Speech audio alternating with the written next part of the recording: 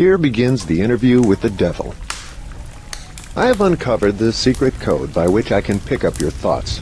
I have come to ask you some very plain questions. I demand that you give me direct and truthful answers. Are you ready for the interview, Mr. Devil? Yes, I am. But you must address me with more respect. During this interview, you will address me as Your Majesty. By what right do you demand such royal respect? You should know I control 98% of the people of your world. Do you not think that entitles me to rate as royalty? Have you proof of your claim? Yes, plenty of it. Of what does your proof consist? Of many things. If you want answers, you will address me as Your Majesty. Some things you will understand, some you will not. In order that you may get my viewpoint, I shall describe myself and correct the false notions people have of me and my place of abode. That is a fine idea, Your Majesty. Start by telling me where you live, then describe your physical appearance. My physical appearance? Why, my dear Mr. Earthbound, I have no physical body. I would be handicapped by such an encumbrance as those in which you Earthbound creatures live. I consist of negative energy, and I live in the minds of people who fear me. I also occupy 1/2 of every atom of physical matter and every unit of mental and physical energy. Perhaps you will better understand my nature if I tell you I am the negative portion of the atom. Oh, I see what you are preparing to claim. You are laying the foundation to say that if it were not for you, there would be no world, no stars, no electrons, no atoms, no human beings, nothing. Is that correct? True. Absolutely true. Well, if you only occupy 1/2 of energy and matter, who occupies the other half? The other half is occupied by my opposition. Opposition? What do you mean? The opposition is what you Earthbound call God. So you have the universe divided up with God. Is that your claim? Not my claim, but the actual fact. Before this interview is finished, you will understand why my claim is true. You will also understand why it has to be true, or there could be no world such as yours, no Earthbound creatures such as you. I am no beast with a forked tongue and a spiked tail. But you do control the minds of 98 out of every 100 people. You said so yourself. Who causes all the misery in this 98% devil-controlled world if you do not? I have not said that I do not cause all the misery of the world. On the other hand, I boast of it. It is my business to represent the negative side of everything, including the thoughts of you Earthbound people. How else could I control people? My opposition controls positive thought. I control negative thought. How do you gain control of the minds of people? Oh, that is easy. I merely move in and occupy the unused space of the human brain. I sow the seeds of negative thought in the minds of people so I can occupy and control the space.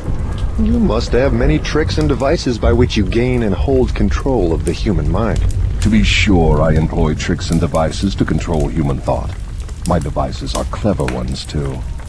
Go ahead and describe your clever tricks, Your Majesty. One of my cleverest devices for mind control is fear. I plant the seed of fear in the minds of people, and as these seeds germinate and grow, through use, I control the space they occupy. The 6 most effective fears are the fear of poverty, criticism, ill health, loss of love, old age, and death. Which of these 6 fears serves you most often, Your Majesty? The first and the last, poverty and death. At one time or another during life, I tighten my grip on all people through one or both of these. I plant these fears in the minds of people so deftly that they believe them to be their own creation. I accomplish this end by making people believe I am standing just beyond the entrance gate of the next life, waiting to claim them after death for eternal punishment. Of course, I cannot punish anyone, except in that person's own mind, through some form of fear. But fear of the thing which does not exist is just as useful to me as fear of that which does exist. All forms of fear extend the space I occupy in the human mind. Your Majesty, will you explain how you gained this control over human beings? The story is too long to be told in a few words. It began over 1,000,000 years ago when the first man began to think. Up to that time I had control over all mankind, but enemies of mine discovered the power of positive thought, placed it in the minds of men, and then began a battle on my part to remain in control. So far, I have done quite well by myself, having lost only 2% of the people to the opposition. I take it from your answer that men who think are your enemies. Is that right? It is not right, but it is correct. Well, tell me something more about the world in which you live. I live wherever I choose. Time and space do not exist for me. I am a force best described to you as energy. My favorite physical dwelling place, as I have told you, is in the minds of the Earthbound. I control a part of the brain space of every human being. The amount of space I occupy in each individual's mind depends upon how little and what sort of thinking that person does. As I have told you, I cannot entirely control any person who thinks. You speak of your opposition. Just what do you mean by that? My opponent controls all the positive forces of the world, such as love, faith, hope, and optimism. My opponent also controls the positive factors of all natural law throughout the universe, the forces which keep the Earth and the planets and all the stars balanced in their courses. But these forces are meek in comparison with those which operate in the human mind under my control. You see, I do not seek to control stars and planets. I prefer the control of human minds. Where did you acquire your power, and by what means do you add to it? I add to my power by appropriating the mind power of the Earthbound as they come through the gate at the time of death. 98 out of every 100 who come back to my plane from the Earth plane are taken over by me, and their mind power is added to my being. I get all who come over with any form of fear. You see, I am constantly at work, preparing the minds of people before death, so I can appropriate them when they come back to my plane. Will you tell me how you go about your job of preparing human minds so you can control them? I have countless ways of gaining control of human minds while they are still on the Earth plane. My greatest weapon is poverty. I deliberately discourage people from accumulating material wealth because poverty discourages men from thinking and makes them easy prey for me. My next best friend is ill health. An unhealthy body discourages thinking. Then I have countless thousands of workers on Earth who aid me in gaining control of human minds. I have these agents placed in every calling. They represent every race and creed, every religion. Who are your greatest enemies on Earth, Your Majesty? All who inspire people to think and act on their own initiative are my enemies. Such men as Socrates, Confucius, Voltaire, Emerson, Thomas Paine, and Abraham Lincoln. And you are not doing me any good either. Is it true that you use men who have great wealth? As I have already told you, poverty is always my friend because it discourages independence of thought and encourages fear in the minds of men. Some wealthy men serve my cause, while others do me great damage, depending on how the wealth is used. The great Rockefeller fortune, for example, is one of my worst enemies.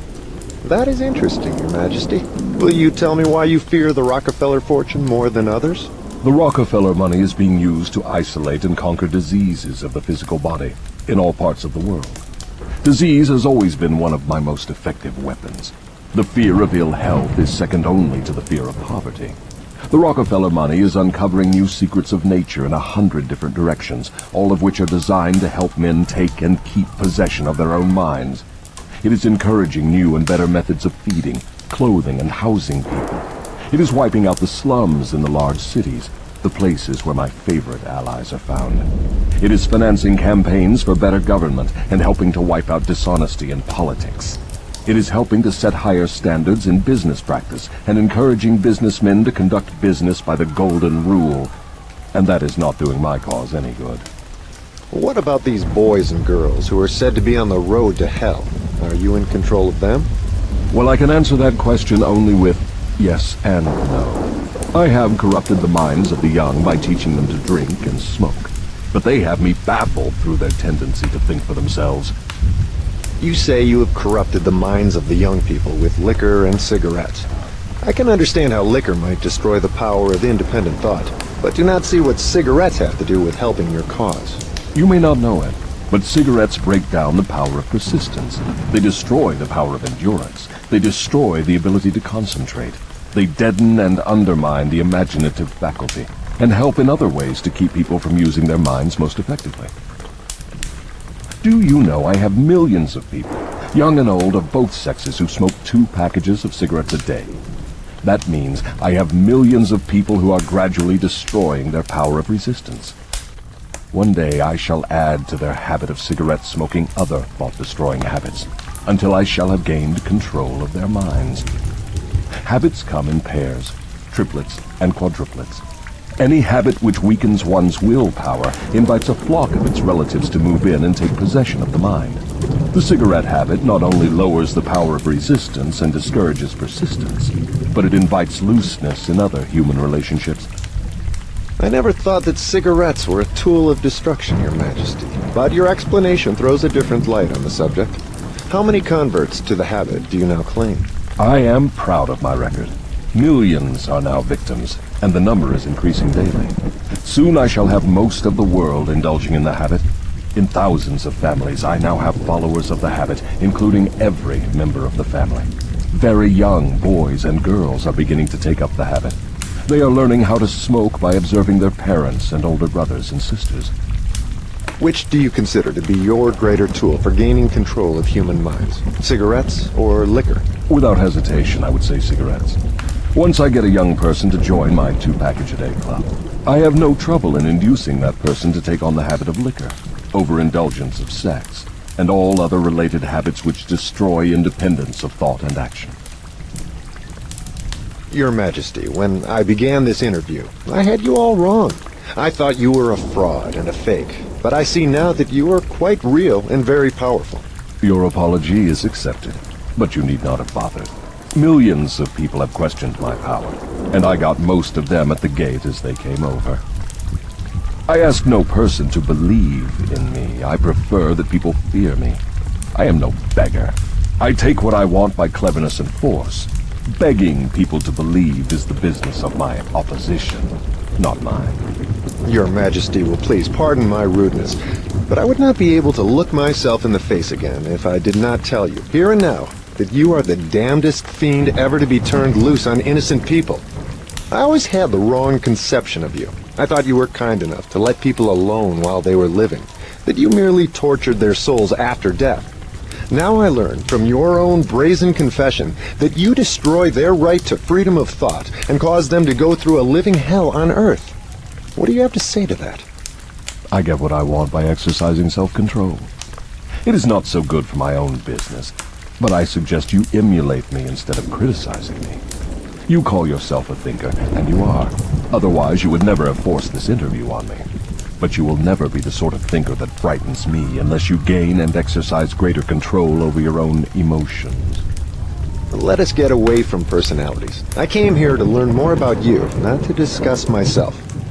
Please go ahead and tell me of the many tricks you have devised for gaining control of the human mind. What is your most powerful weapon just now? That is a difficult question to answer. I have so many devices for entering human minds and controlling them, that it is difficult to say which are the most powerful.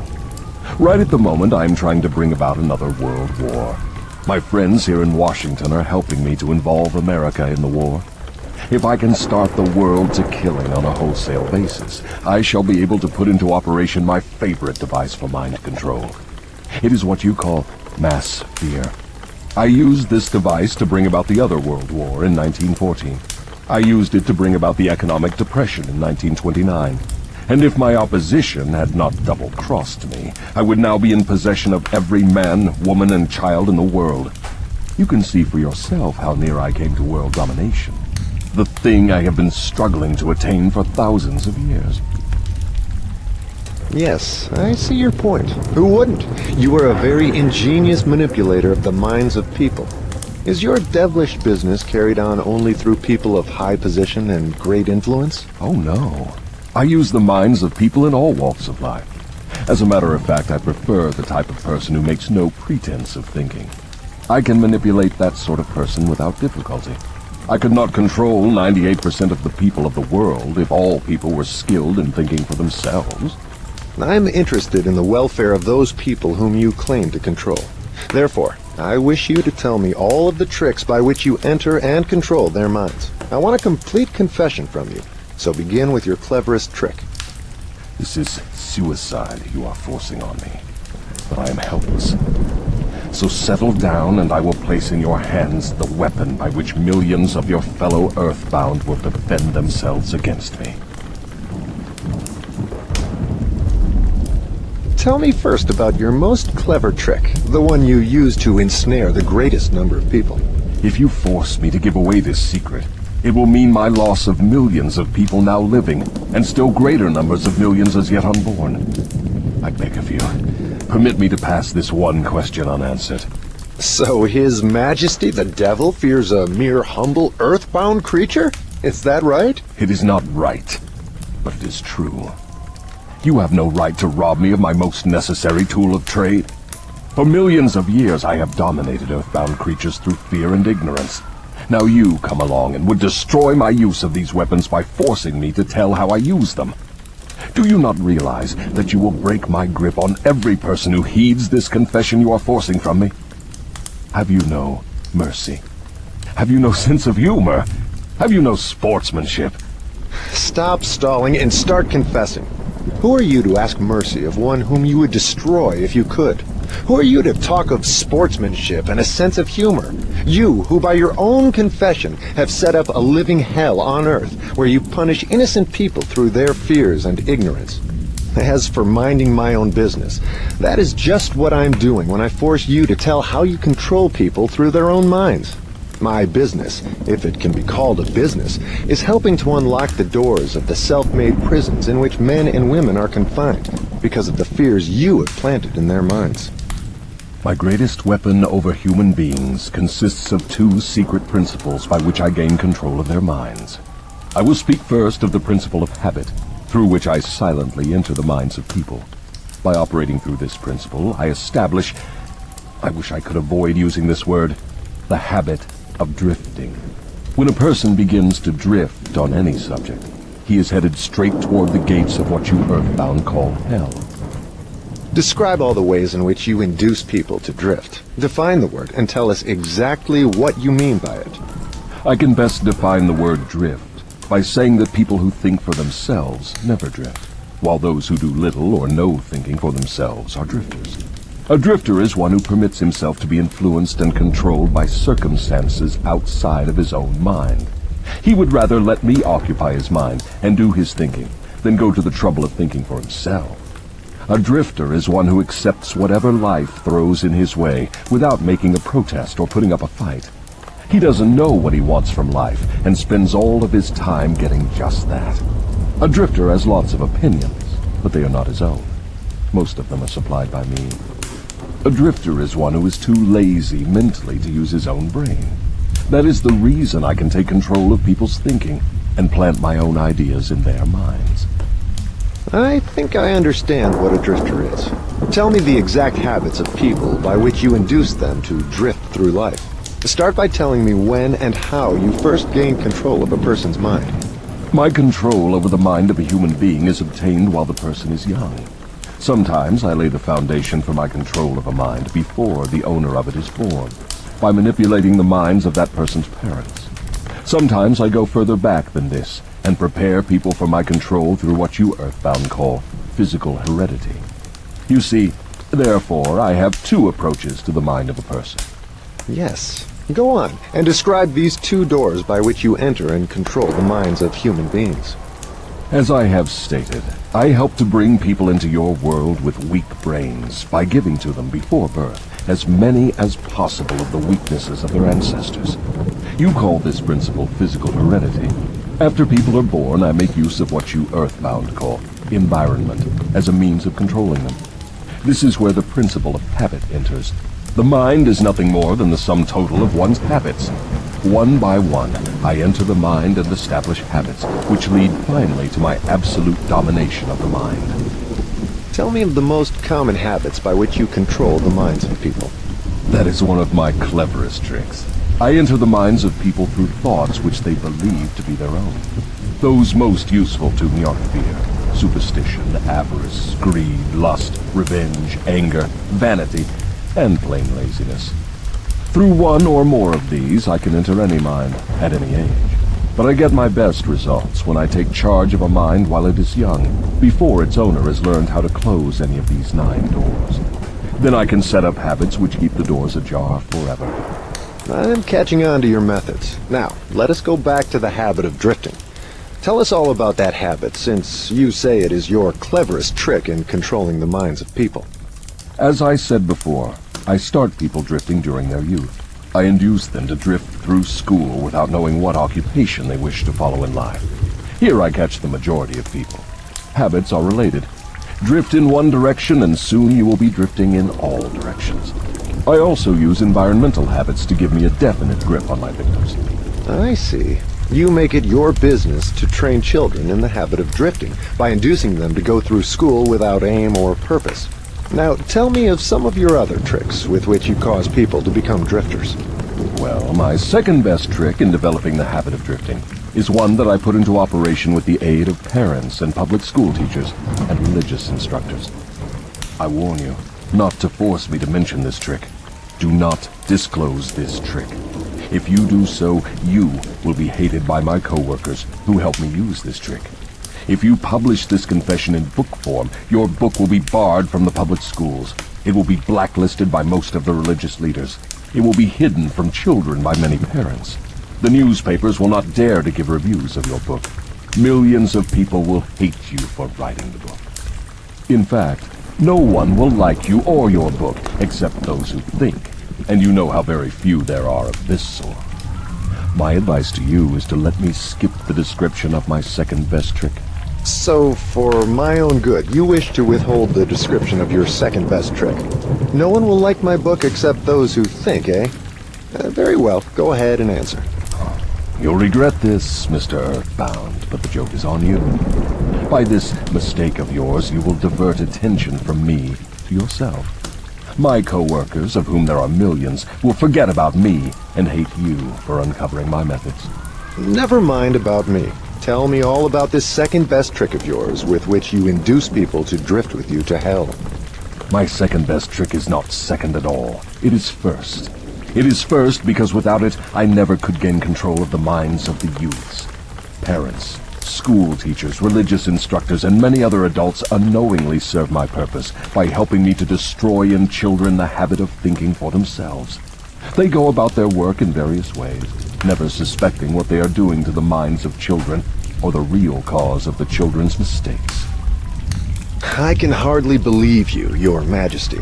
I've always believed that children's best friends were those closest to them, their parents, their school teachers, and their religious instructors. Where would children go for dependable guidance if not to those who have charge of them? That is where my cleverness comes in. There is the exact explanation of how I control 98% of the people of the world. I take possession of people during their youth, before they come into possession of their own minds, by using those who are in charge of them. I especially need the help of those who give children their religious instruction, because it is here that I break down independent thought and start people on the habit of drifting, by confusing their minds with unprovable ideas concerning a world of which they know nothing. It is here also that I plant in the minds of children the greatest of all fears, the fear of hell.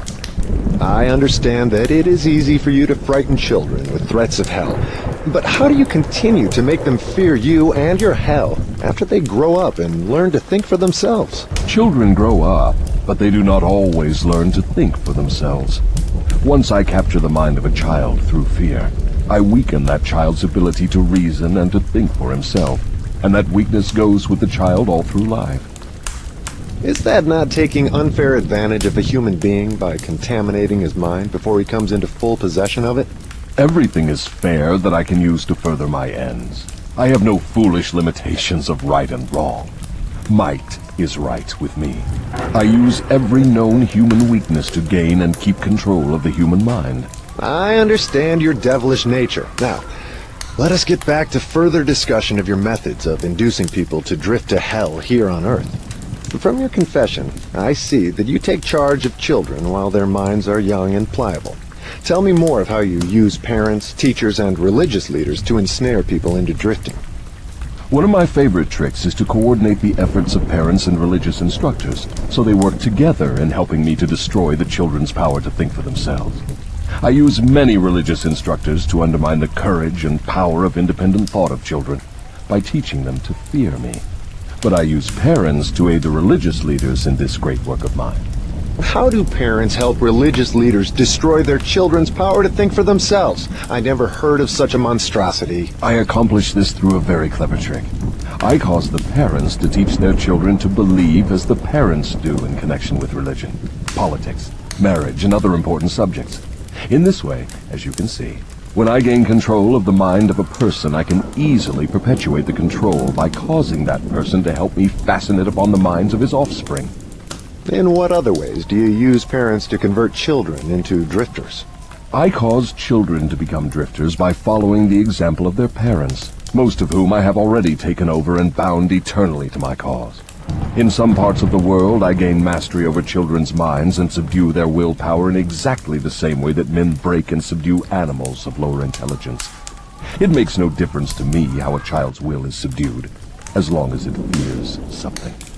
I will enter its mind through that fear and limit the child's power to think independently. It seems that you go out of your way to keep people from thinking. Yes, accurate thought is death to me. I cannot exist in the minds of those who think accurately. I do not mind people thinking, as long as they think in terms of fear, discouragement, hopelessness, and destructiveness. When they begin to think in constructive terms of faith, courage, hope, and definiteness of purpose, they immediately become allies of my opposition, and are therefore lost to me. I'm beginning to understand how you gain control of the minds of children through the help of their parents and religious instructors, but I do not see how the school teachers help you in this damnable work. School teachers help me gain control of the minds of children, not so much by what they teach the children, as because of what they do not teach them. The entire public school system is so administered that it helps my cause by teaching children almost everything except how to use their own minds and think independently. I live in fear that someday some courageous person will reverse the present system of school teaching and deal my cause a death blow by allowing the students to become the instructors, using those who now serve as teachers only as guides to help the children establish ways and means of developing their own minds from within. When that time comes, the school teachers will no longer belong to my staff. I was under the impression that the purpose of all schooling was to help children to think. That may be the purpose of schooling, but the system in most of the schools of the world does not carry out the purpose. School children are taught not to develop and use their own minds, but to adopt and use the thoughts of others. This sort of schooling destroys the capacity for independent thought, except in a few rare cases where the children rely so definitely upon their own willpower that they refuse to allow others to do their thinking. Accurate thought is the business of my opposition, not mine. What relationship, if any, has your opposition with the homes, the churches, and the schools? Your reply to this question should be interesting. Here is where I make use of some more of my clever tricks. I cause it to appear that everything done by the parents, the school teachers, and the religious instructors is being done by my opposition. This diverts attention from me, while I manipulate the minds of the young. When religious instructors try to teach children the virtues of my opposition, they generally do so by frightening them with my name. That is all I ask of them. I kindle the flame of fear into proportions which destroy the child's power to think accurately. In the public schools, the teachers further my cause by keeping the children so busy cramming non-essential information into their minds, they have no opportunity to think accurately or to analyze correctly the things their instructors teach them. Do you claim for your cause all those who are bound by the habit of drifting? No. Drifting is only one of my tricks through which I take over the power of independent thought. Before a drifter becomes my permanent property, I must lead him on and ensnare him with another trick. I will tell you about this other trick after I finish describing my methods of converting people into drifters. Do you mean you have a method by which you can cause people to drift so far away from self-determination that they can never save themselves? Yes, a definite method, and it is so effective it never fails. Do I understand you to claim your method is so powerful your opposition cannot reclaim those whom you have permanently ensnared through drifting? I claim just that. Do you think I would control so many people if my opposition could prevent me? Nothing can stop me from controlling people except people themselves. Nothing can stop me except the power of accurate thought.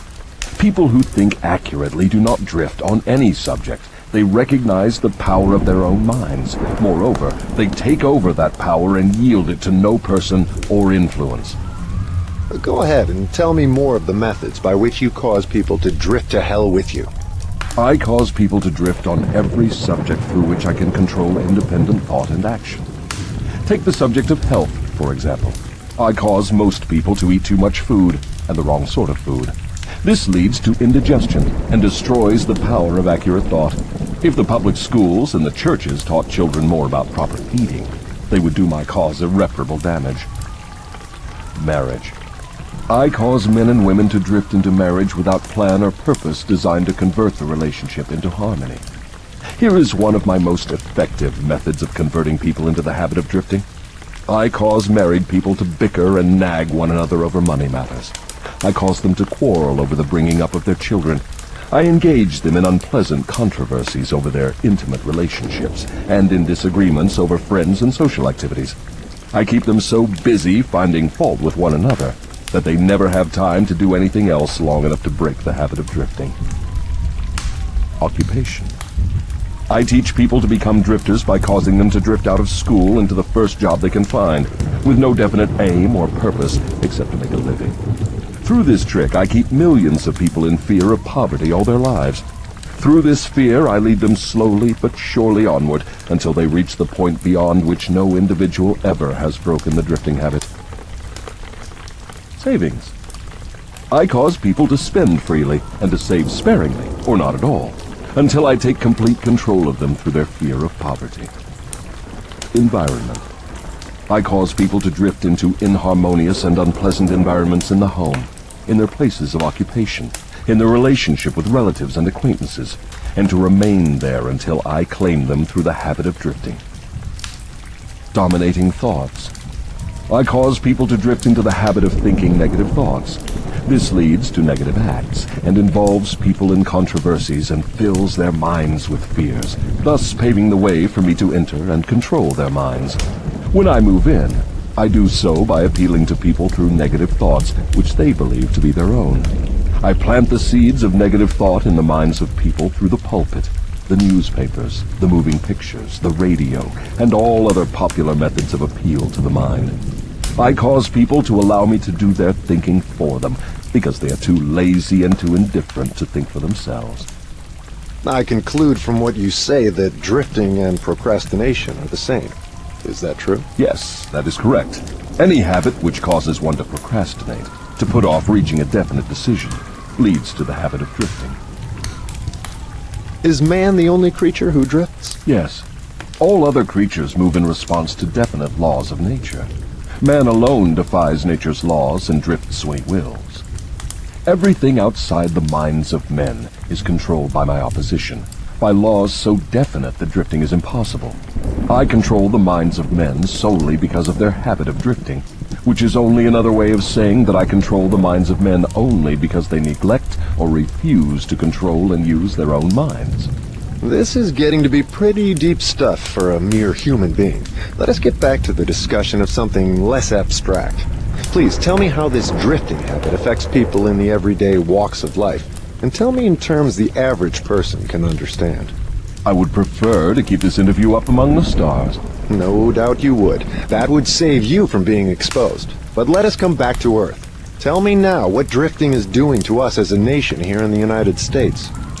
Frankly, I may as well tell you that I hate the United States as only the devil can hate.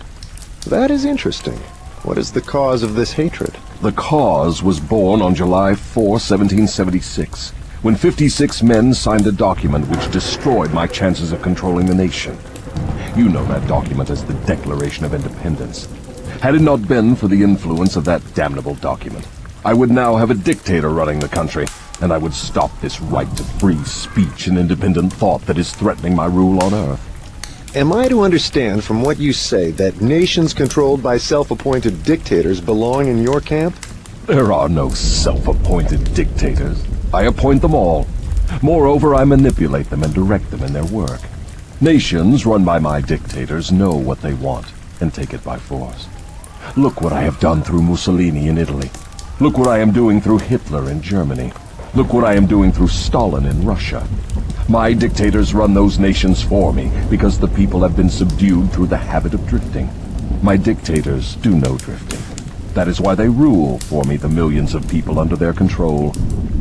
What would happen if Mussolini, Stalin, and Hitler turned traitors and disavowed you and your rule? That will not happen because I have them too well bribed. I am paying each of them with the sop of his own vanity, by making him believe he is acting on his own account. That is another trick of mine. Let us come back to the United States and learn something of what you are doing to convert people into the habit of drifting. Right now, I am paving the way for a dictatorship by sowing the seeds of fear and uncertainty in the minds of the people. Through whom are you carrying on your work? Mainly through the president. I am destroying his influence with the people by causing him to drift on the question of a working agreement between employers and their employees. If I can induce him to drift for another year, he will be so thoroughly discredited I can hand over the country to a dictator. If the president continues to drift, I will paralyze personal freedom in the United States, just as I destroyed it in Spain, Italy, Germany, and England. What you say leads me to the conclusion that drifting is a weakness which inevitably ends in failure, whether among individuals or nations. Is that your claim? Drifting is the most common cause of failure in every walk of life. I can control anyone whom I can induce to form the habit of drifting on any subject. The reason for this is twofold. First, the drifter is just so much putty in my hands, to be molded into whatever pattern I choose, because drifting destroys the power of individual initiative. Second, the drifter cannot get help from my opposition, because the opposition is not attracted to anything so soft and useless. Is that why a few people are wealthy, while the majority of people are poor? That is exactly the reason. Poverty, like physical illness, is a contagious disease. You find it always among the drifters, never among those who know what they want and are determined to get just that. It may mean something to you when I call your attention to the fact that the non-drifters, whom I do not control, and those who possess most of the wealth of the world, happen to be the same people. I have always understood that money was the root of all evil, that the poor and the meek would inherit heaven, while the wealthy would pass into your hands. What have you to say of that claim? Men who know how to get the material things of life generally know how to keep out of the hands of the devil as well. The ability to acquire things is contagious. Drifters acquire nothing except that which no one else wants. If more people had definite aims and stronger desires for material and spiritual riches, I would have fewer victims. I assume, from what you say, that you do not claim fellowship with the industrial leaders. Evidently, they are not friends of yours? Friends of mine.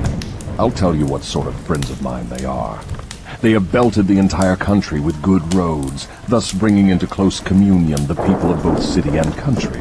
They have converted ores into steel, with which they have built the skeletons of great skyscrapers.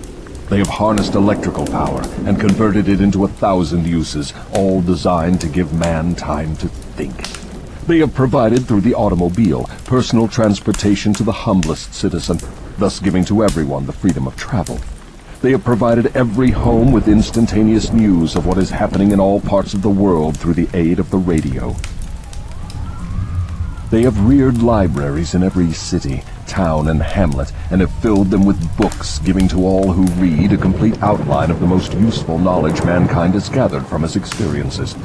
They have given the humblest citizen the right to express his own opinion on any subject, at any time, anywhere, without fear of molestation. And they have seen to it that every citizen may help make his own laws, levy his own taxes, and manage his own country through the ballot. These are but some of the things the industrial leaders have done to give every citizen the privilege of becoming a non-drifter. Do you think these men have helped my cause? Who are some of the present-day non-drifters over whom you have no control? I have control over no non-drifter, present or past. I control the weak, not those who think for themselves. Go ahead and describe a typical drifter.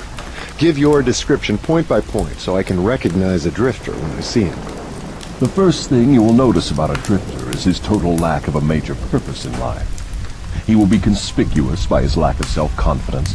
He will never accomplish anything requiring thought and effort. He spends all he earns and more, too, if he can get credit. He will be sick or ailing from some real or imaginary cause, and calling to high heaven if he suffers the least physical pain. He will have little or no imagination. He will lack enthusiasm and initiative to begin anything he is not forced to undertake. And he will plainly express his weakness by taking the line of least resistance whenever he can do so. He will be ill-tempered and lacking in control over his emotions. His personality will be without magnetism, and it will not attract other people. He will have opinions on everything but accurate knowledge of nothing. He may be jack of all trades, but good at none. He will neglect to cooperate with those around him, even those on whom he must depend for food and shelter. He will make the same mistake over and over again, never profiting by failure. He will be narrow-minded and intolerant on all subjects, ready to crucify those who may disagree with him. He will expect everything of others, but be willing to give little or nothing in return. He may begin many things, but he will complete nothing. He will be loud in his condemnation of his government, but he will never tell you definitely how it can be improved. He will never reach decisions on anything if he can avoid it, and if he is forced to decide, he will reverse himself at the first opportunity.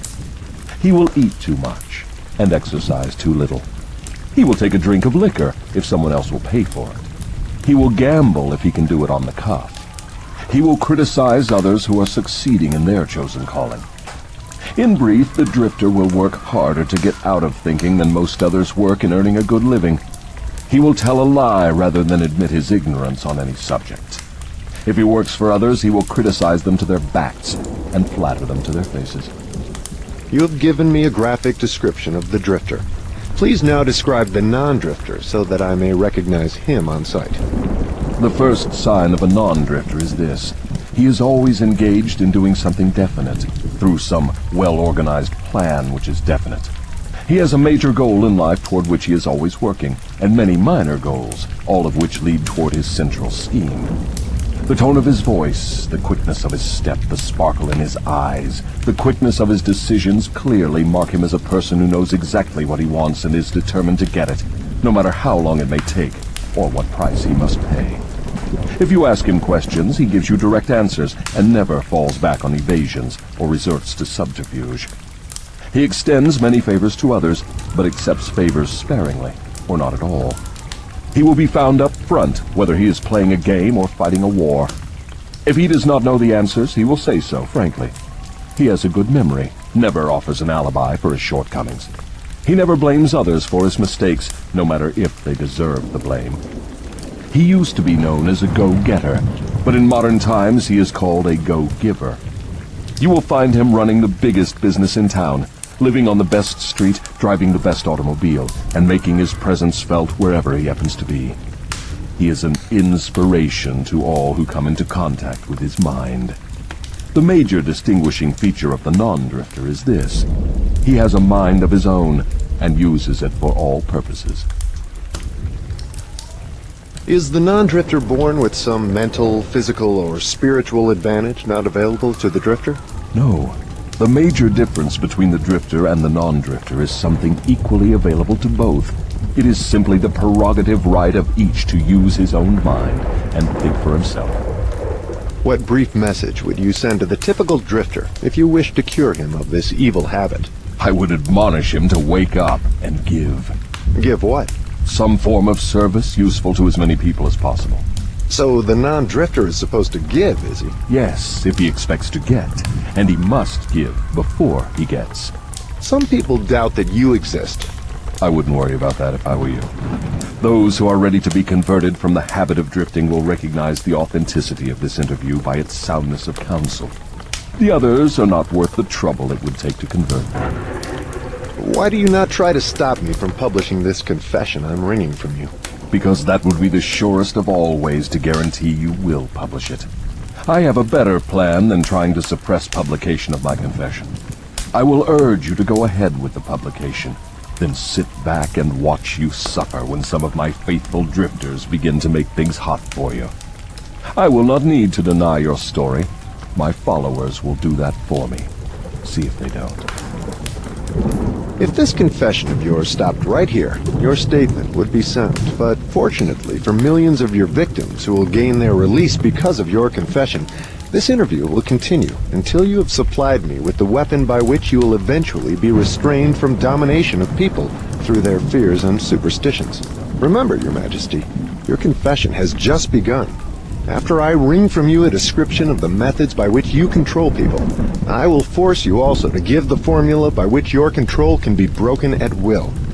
It is true I shall not remain here long enough to defeat you, but the published word I leave behind me will be deathless because it will consist of truth. You fear the opposition of no individual because you know it will be short, but you do fear truth. You fear truth and nothing else, for the reason it is slowly but definitely giving human beings freedom from all manner of fear. Without the weapon of fear, you would be helpless and entirely unable to control any human being. Is that true or false? I have no alternative but to admit that what you say is true. Now that we understand each other, let us go ahead with your confession. But before we continue, I may as well take time out to do a little boasting on my own account, now that you have had your fling at it. I will confine myself to one question, the answer to which will give me all the satisfaction I want. Is it not true that you control only the minds of those who have allowed the drifting habit to be fixed upon them? Yes, that is true. I have already admitted this truth in a dozen or more different ways. Why do you tantalize me by repeating the question? There is power in repetition. I'm forcing you to repeat the highlights of your confession in as many different ways as possible, so your victims may check this interview and determine its soundness by their own experiences with you. That is one of my little tricks. Do you approve of my method? You couldn't be setting a trap for me for the purpose of doing some more boasting, could you? I am asking the questions and you are doing the answering. Go ahead now and confess why you are powerless to stop me from forcing this confession from you. I want your confession for aid and comfort to victims of yours whom I intend to release from your control the moment they read your confession. I am powerless to influence or control you because you have found the secret approach to my kingdom. You know that I exist only in the minds of people who have fears. You know that I control only the drifters who neglect to use their own minds. You know that my hell is here on Earth and not in the world that comes after death. And you know also that drifters supply all the fire I use in my hell. You know that I am a principle or form of energy which expresses the negative side of matter and energy, and that I am not a person with a forked tongue and a spiked tail. You have become my master because you have mastered all your fears. Lastly, you know that you can release all of my earthbound victims whom you contact, and this definite knowledge is the blow with which you will deal me the greatest damage. I cannot control you because you have discovered your own mind, and you have taken charge of it. There now, Mr. Earthbound, that confession should feed your vanity to the bursting point. That last dart was unnecessary. Knowledge of the sort I have used to master you does not contaminate itself with vulgar indulgence and vanity. Truth is the one and only thing in the world that can stand ridicule. Now let us continue with your confession. What is wrong with the principle of flattery? You use it, do you not? Do I use it? Man alive, flattery is one of my most useful weapons. With this deadly instrument I slay the big ones and the little ones. Your admission interests me. Go ahead now and tell me how you make use of flattery. I make use of it in so many ways it is difficult to know where to begin. I warn you, before I answer in detail, that publishing my answers will bring down an avalanche of ridicule on your head for bringing up the question. I'll take the responsibility. Proceed. Well, I may as well here admit that you have stumbled onto the major secret of how I convert people to the habit of drifting. That is a startling admission. Go ahead with your confession, and stick strictly to this subject of flattery. No more side remarks and no more facetiousness for the present. Tell me all about your use of flattery in gaining control over people. Flattery is a bait of incomparable value to all who wish to gain control over others. It has powerful pulling qualities because it operates through two of the most common human weaknesses, vanity and egotism. There is a certain amount of vanity and egotism in everyone. In some people, these qualities are so pronounced, they literally serve as a rope by which one may be bound. The best of all ropes is flattery. Flattery is the chief bait through which men seduce women.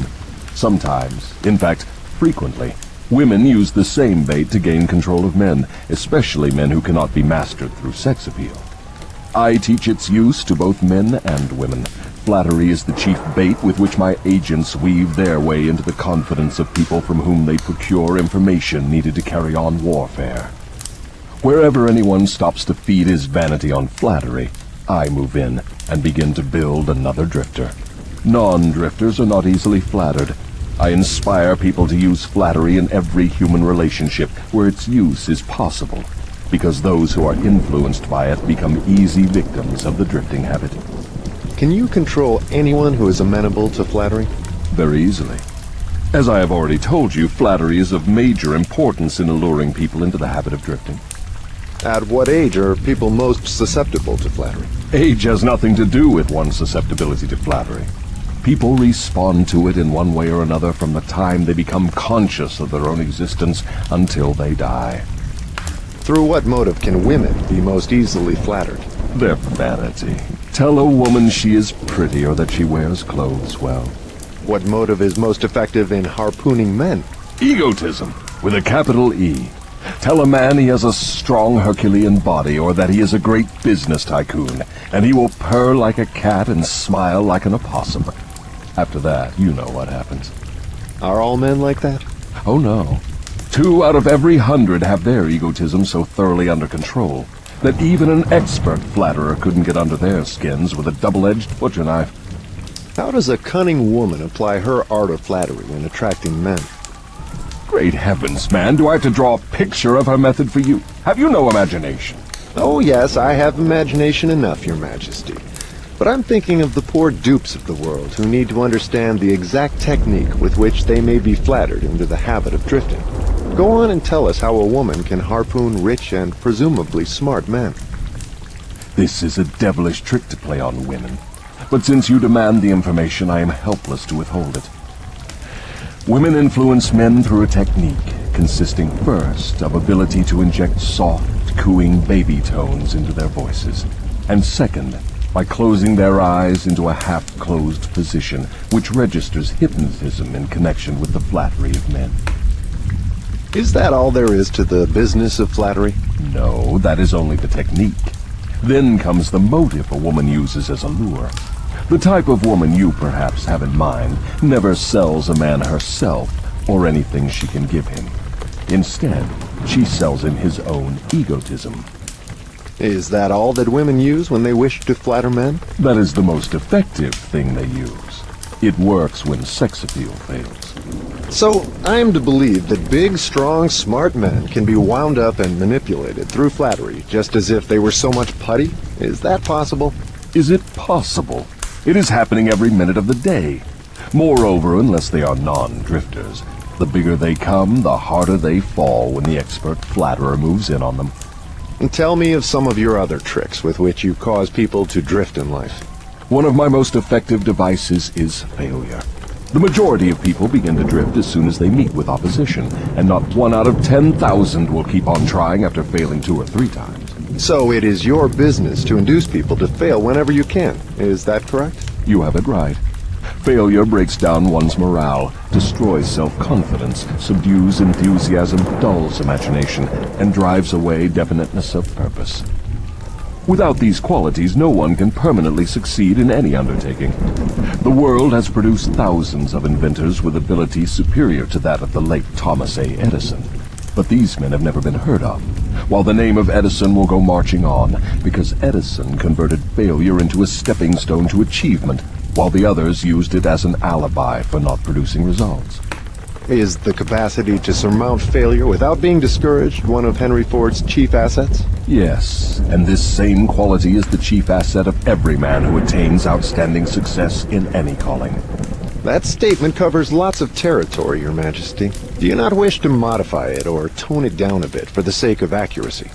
No modification is necessary, because the claim is none too broad. Search accurately into the lives of men and women who achieve enduring success, and you will find without exception that their success has been in exact proportion to the extent that they surmounted failure. The life of every successful person loudly acclaims that which every true philosopher knows. Every failure brings with it the seed of an equivalent success. But the seed will not germinate and grow under the influence of a drifter. It springs to life only when it is in the hands of one who recognizes that most failures are only temporary defeat, and who never, under any circumstances, accepts defeat as an excuse for drifting. If I understand you correctly, you claim there is virtue in failure. That does not seem reasonable. Why do you try to induce people to fail if there is virtue in failure? There is no inconsistency in my claim. The appearance of inconsistency is due to your lack of understanding. Failure is a virtue only when it does not lead one to quit trying and begin drifting. I induce as many people as I can to fail as often as possible, for the reason that not 1 out of 10,000 will keep on trying after failing 2 or 3 times. I am not concerned about the few who convert failures into stepping stones, because they belong to my opposition anyway. They are the non-drifters, and therefore they are beyond my reach. Your explanation clears up the matter. Now go ahead and tell me of some of your other tricks with which you allure people into drifting. One of my most effective tricks is known to you as propaganda. This is the instrument of greatest value to me in setting people to murdering one another under the guise of war. The cleverness of this trick consists mainly of the subtlety with which I use it. I mix propaganda with the news of the world.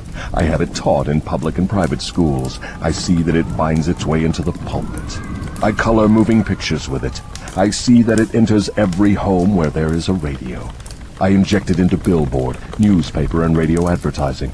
I spread it in every place of business where people work. I use it to fill the divorce courts, and I make it serve to destroy business and industry. It is my chief instrument for starting runs on banks.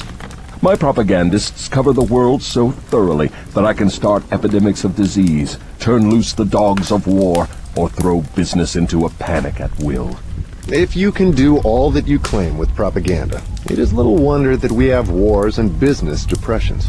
Give me a simple description of what you mean by the term propaganda. Just what is it, and how does it work? I wish to know particularly how you cause people to drift through the use of this devilish device. Propaganda is any device, plan, or method by which people can be influenced without knowing that they are being influenced, or the source of the influence. Propaganda is used in business for the purpose of discouraging competition. Employers use it to gain advantage over their employees. The employees retaliate by using it to gain advantage over their employers. In fact, it is used so universally and through such a smooth and beautiful streamlined technique that it looks harmless even when it is detected. I suppose some of your boys are now engaged in preparing the minds of the American people to drift into some form of dictatorship. Tell me how they work. Yes, millions of my boys are preparing Americans to become Hitlerized. My best boys are working through politics and labor organization. We intend to take over the country with ballots instead of bullets. Americans are so sensitive, they would never stand the shock of seeing their form of government changed with the aid of machine guns and tank cars. So our propaganda boys are serving them a diet they will swallow by stirring up strife between employers and employees and turning the government against business and industry. When propaganda has done its work thoroughly, one of my boys will move in as dictator, and the 9 old men on your Supreme Court with their silly notions of the Constitution will move out. Everyone will be given a job or fed from the government treasury. When men's bellies are filled, they drift freely with one who does the filling. Hungry men get out from under control. I have often wondered who invented the clever trick which you call propaganda. From what you tell me of its source and nature, I understand why it is so deadly. Only one as clever as your Majesty could have invented such a device with which to dull the reason, dethrone the will, and lure men into drifting. Why do you not use your powerful propaganda to gain control of your victims, instead of subduing them through fear and annihilating them through warfare? What is fear of the devil except propaganda? You have not observed my technique very carefully, or you would have seen that I am the world's greatest propagandist. I never attain an end by direct, open means, which I can achieve through subterfuge and subtlety. What do you suppose I am using when I plant negative ideas in the minds of men, and gain control of them through what they believe to be their own ideas? What would you call that, except the cleverest of all forms of propaganda? Surely you are not going to tell me that you destroy people through their own help without their realizing what you are doing. That is exactly what I wish you to understand. Moreover, I will show you exactly how the trick is performed. Now we are getting somewhere.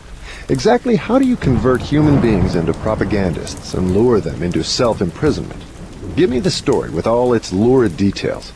This is the most important part of your confession, and I'm consumed with eagerness to gain control of your secret. I can hardly blame you for stalling about answering my question, because you know so well that your answer will snatch millions of innocent victims from your control. You also know that your answer will protect other countless millions of yet unborn people from being victimized by you. It is little wonder you are hedging about answering. Your deductions are correct. This part of my confession will do me more damage than all the remainder of it. Stating your headache in a better way, this part of your confession will save more millions of people from your control than all the remainder of it. All I can say is that you have me in a hell of a situation. Now you shall know how the millions of your victims feel. Let's have it. I make my first entry into an individual's mind by bribing him. What do you use as a bribe? I use many things, all of them pleasant things the individual covets. I use the same sort of bribes that individuals use when they bribe one another. That is, I use for bribes the things people most want.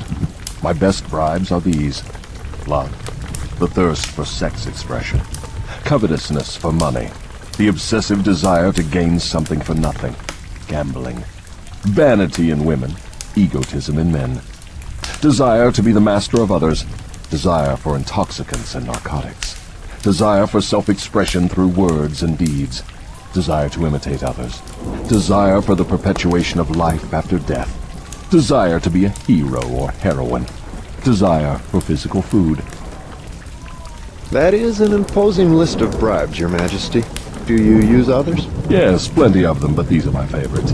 Through some combination of them, I can enter the mind of any human being at will at any age from birth until death.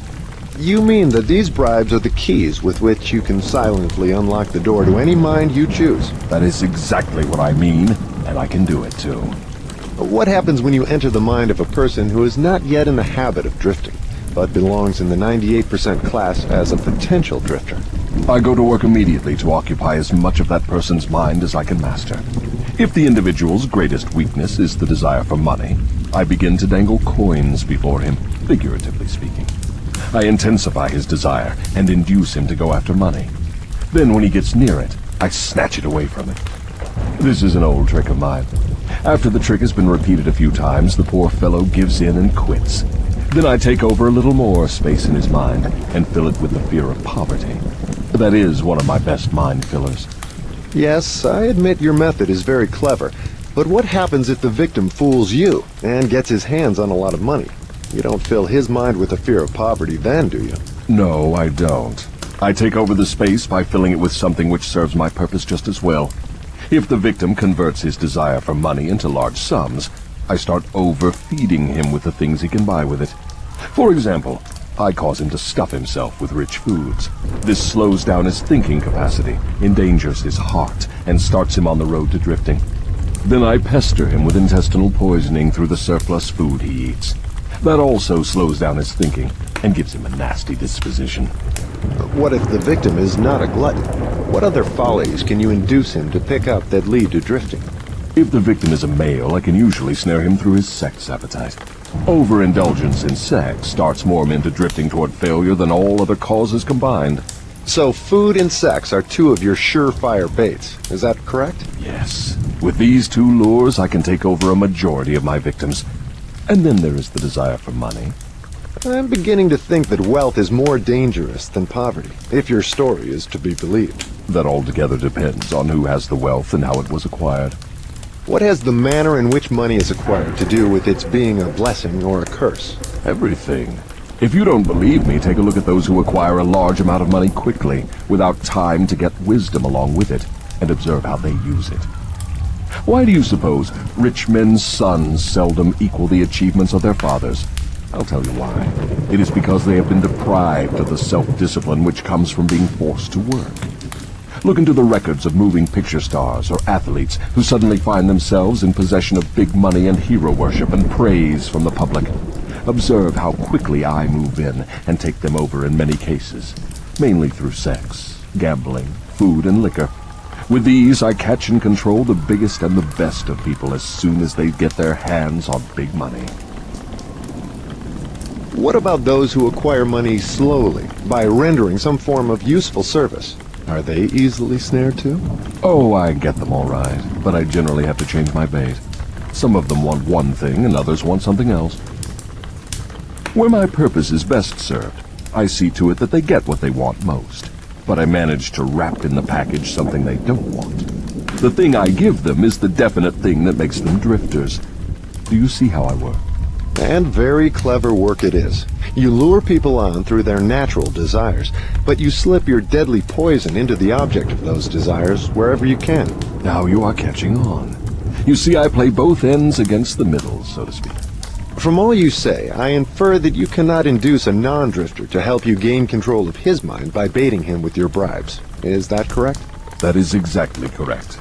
I can, and I do, interest non-drifters in my bribes, because I use for the purpose of bribery the things all people naturally desire.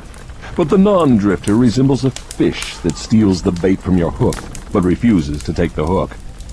The non-drifter takes from life whatever he wants, but he takes it on his own terms. The drifter takes whatever he can get, but he takes what he gets on my terms. Stating the matter in another way, the non-drifter borrows money from a legitimate banker if he wants it, and pays a legitimate rate of interest. The drifter goes to the pawn shop, hawks his watch, and pays a suicidal rate of interest for his loan. So I draw from your claims the conclusion that your hand is mixed up somehow in all of people's troubles and miseries, even though your presence may not be visible. My unwilling workers are often my best workers. You see, my unwilling workers are those whom I cannot control with some combination of bribes. People whom I have to master by fear or through some form of misfortune. They do not wish to serve me, but they cannot avoid it because they are eternally bound to me by the habit of drifting. Now I am beginning to better understand your technique. You bribe your victims through their natural desires and lead them astray while you induce them to become drifters if they respond to your lure. If they refuse to respond, you plant the seed of fear in their minds or trap them through some form of misfortune and hogtie them while they are down. Is that your method? That is exactly the way I work. Clever, don't you think? Which do you prefer to serve as your propagandists, the young or the old? The young, of course. They can be influenced by most bribes more easily than people of mature judgment. Moreover, they have longer to remain in my service. Your Majesty has given me a clear description of drifting. Tell me what must be done to ensure against the habit of drifting. I want a complete formula that anyone can use. Protection against drifting lies within easy reach of every human being who has a normal body and a sound mind. The self-defense can be applied through these simple methods. 1. Do your own thinking on all occasions. The fact that human beings are given complete control over nothing save the power to think their own thoughts is laden with significance. 2. Decide definitely what you want from life, then create a plan for attaining it, and be willing to sacrifice everything else if necessary, rather than accept permanent defeat. 3. Analyze temporary defeat, no matter of what nature or cause, and extract from it the seed of an equivalent advantage. 4. Be willing to render useful service equivalent to the value of all material things you demand of life, and render the service first. 5. Recognize that your brain is a receiving set that can be attuned to receive communications from the universal storehouse of infinite intelligence to help you transmute your desires into their physical equivalent. 6. Recognize that your greatest asset is time, the only thing except the power of thought which you own outright, and the one thing which can be shaped into whatever material things you want. Budget your time so none of it is wasted. 7. Recognize the truth that fear generally is a filler with which the devil occupies the unused portion of your mind. That it is only a state of mind which you can control by filling the space it occupies with faith in your ability to make life provide you with whatever you demand of it. 8. When you pray, do not beg. Demand what you want and insist upon getting exactly that with no substitutes. 9. Recognize that life is a cruel taskmaster, and that either you master it, or it masters you. There is no halfway or compromising point. Never accept from life anything you do not want. If that which you do not want is temporarily forced upon you, you can refuse in your own mind to accept it, and it will make way for the thing you do want. 10. Lastly, remember that your dominating thoughts attract, through a definite law of nature, by the shortest and most convenient route, their physical counterpart. Be careful what thoughts you dwell upon. That list looks imposing. Give me a simple formula, combining all the 10 points. If you had to combine all 10 in one, what would it be? Be definite in everything you do and never leave unfinished thoughts in the mind. Form the habit of reaching definite decisions on all subjects. Can the habit of drifting be broken, or does it become permanent once it has been formed? The habit can be broken if the victim has enough willpower, providing it is done in time. There is a point beyond which the habit can never be broken. Beyond that point, the victim is mine. He resembles a fly that has been caught in a spider's web. He may struggle, but he cannot get out. Each move he makes entangles him more securely. The web in which I entangle my victims permanently is a law of nature not yet isolated by or understood by men of science. What is this mysterious law through which you take permanent control of people's bodies, even before you take over their souls? The whole world will want to know more about this law and how it operates. It will be hard to describe the law so you will understand it, but you may call it hypnotic rhythm. It is the same law through which people can be hypnotized. So you have the power to use the laws of nature as a web in which you bind your victims in eternal control. Is that your claim? That is not only my claim, it is the truth. I take over their minds and bodies even before they die whenever I can lure them or frighten them into hypnotic rhythm. What is hypnotic rhythm? How do you use it to gain permanent mastery over human beings? I will have to go back into time and space and give you a brief elementary description of how nature uses hypnotic rhythm. Otherwise, you will not be able to understand my description of how I use this universal law to control human beings. Go ahead, but keep your story confined to simple illustrations which come within the range of my own experience and knowledge of natural laws. Very well. I shall do my best. You, of course, know that nature maintains a perfect balance between all the elements and all the energy in the universe. You can see that the stars and the planets move with perfect precision, each one keeping its own place in time and space. You can see that the seasons of the year come and go with perfect regularity. You can see that an oak tree grows from an acorn, and a pine grows from the seed of its ancestor. An acorn never produces a pine, and a pine seed never produces an oak. These are simple things which anyone can understand. What one cannot see is the universal law through which nature maintains perfect balance throughout the myriad of universes. You, Earthbound, caught a fragmentary glimpse of this great universal law when Newton discovered that it holds your Earth in its position and causes all material objects to be attracted toward the center of the Earth. He called the law gravitation. But he did not go far enough in his study of the law. If he had, he would have discovered that the same law which holds your Earth in position and helps nature maintain a perfect balance over the 4 dimensions, in which all matter and energy are contained, is the web in which I entangle and control the minds of human beings. Tell me more of this astounding law of hypnotic rhythm. As I have already stated, there is a universal form of energy with which nature keeps a perfect balance between all matter and energy. She makes specialized use of this universal building material by breaking it up into different wavelengths. The breaking up process is carried on through habit. You will better understand what I am trying to convey if I compare it with the method by which one learns to play music. At first, the notes are memorized in the mind. Then they are related to one another through melody and rhythm. By repetition, the melody and rhythm become fixed in the mind. Observe how relentlessly the musician must repeat a tune before he masters it. Through repetition, the musical notes blend, and then you have music. Any impulse of thought that the mind repeats over and over through habit forms an organized rhythm. Undesirable habits can be broken. They must be broken before they assume the proportions of rhythm. Are you following me? Yes. Well, to continue.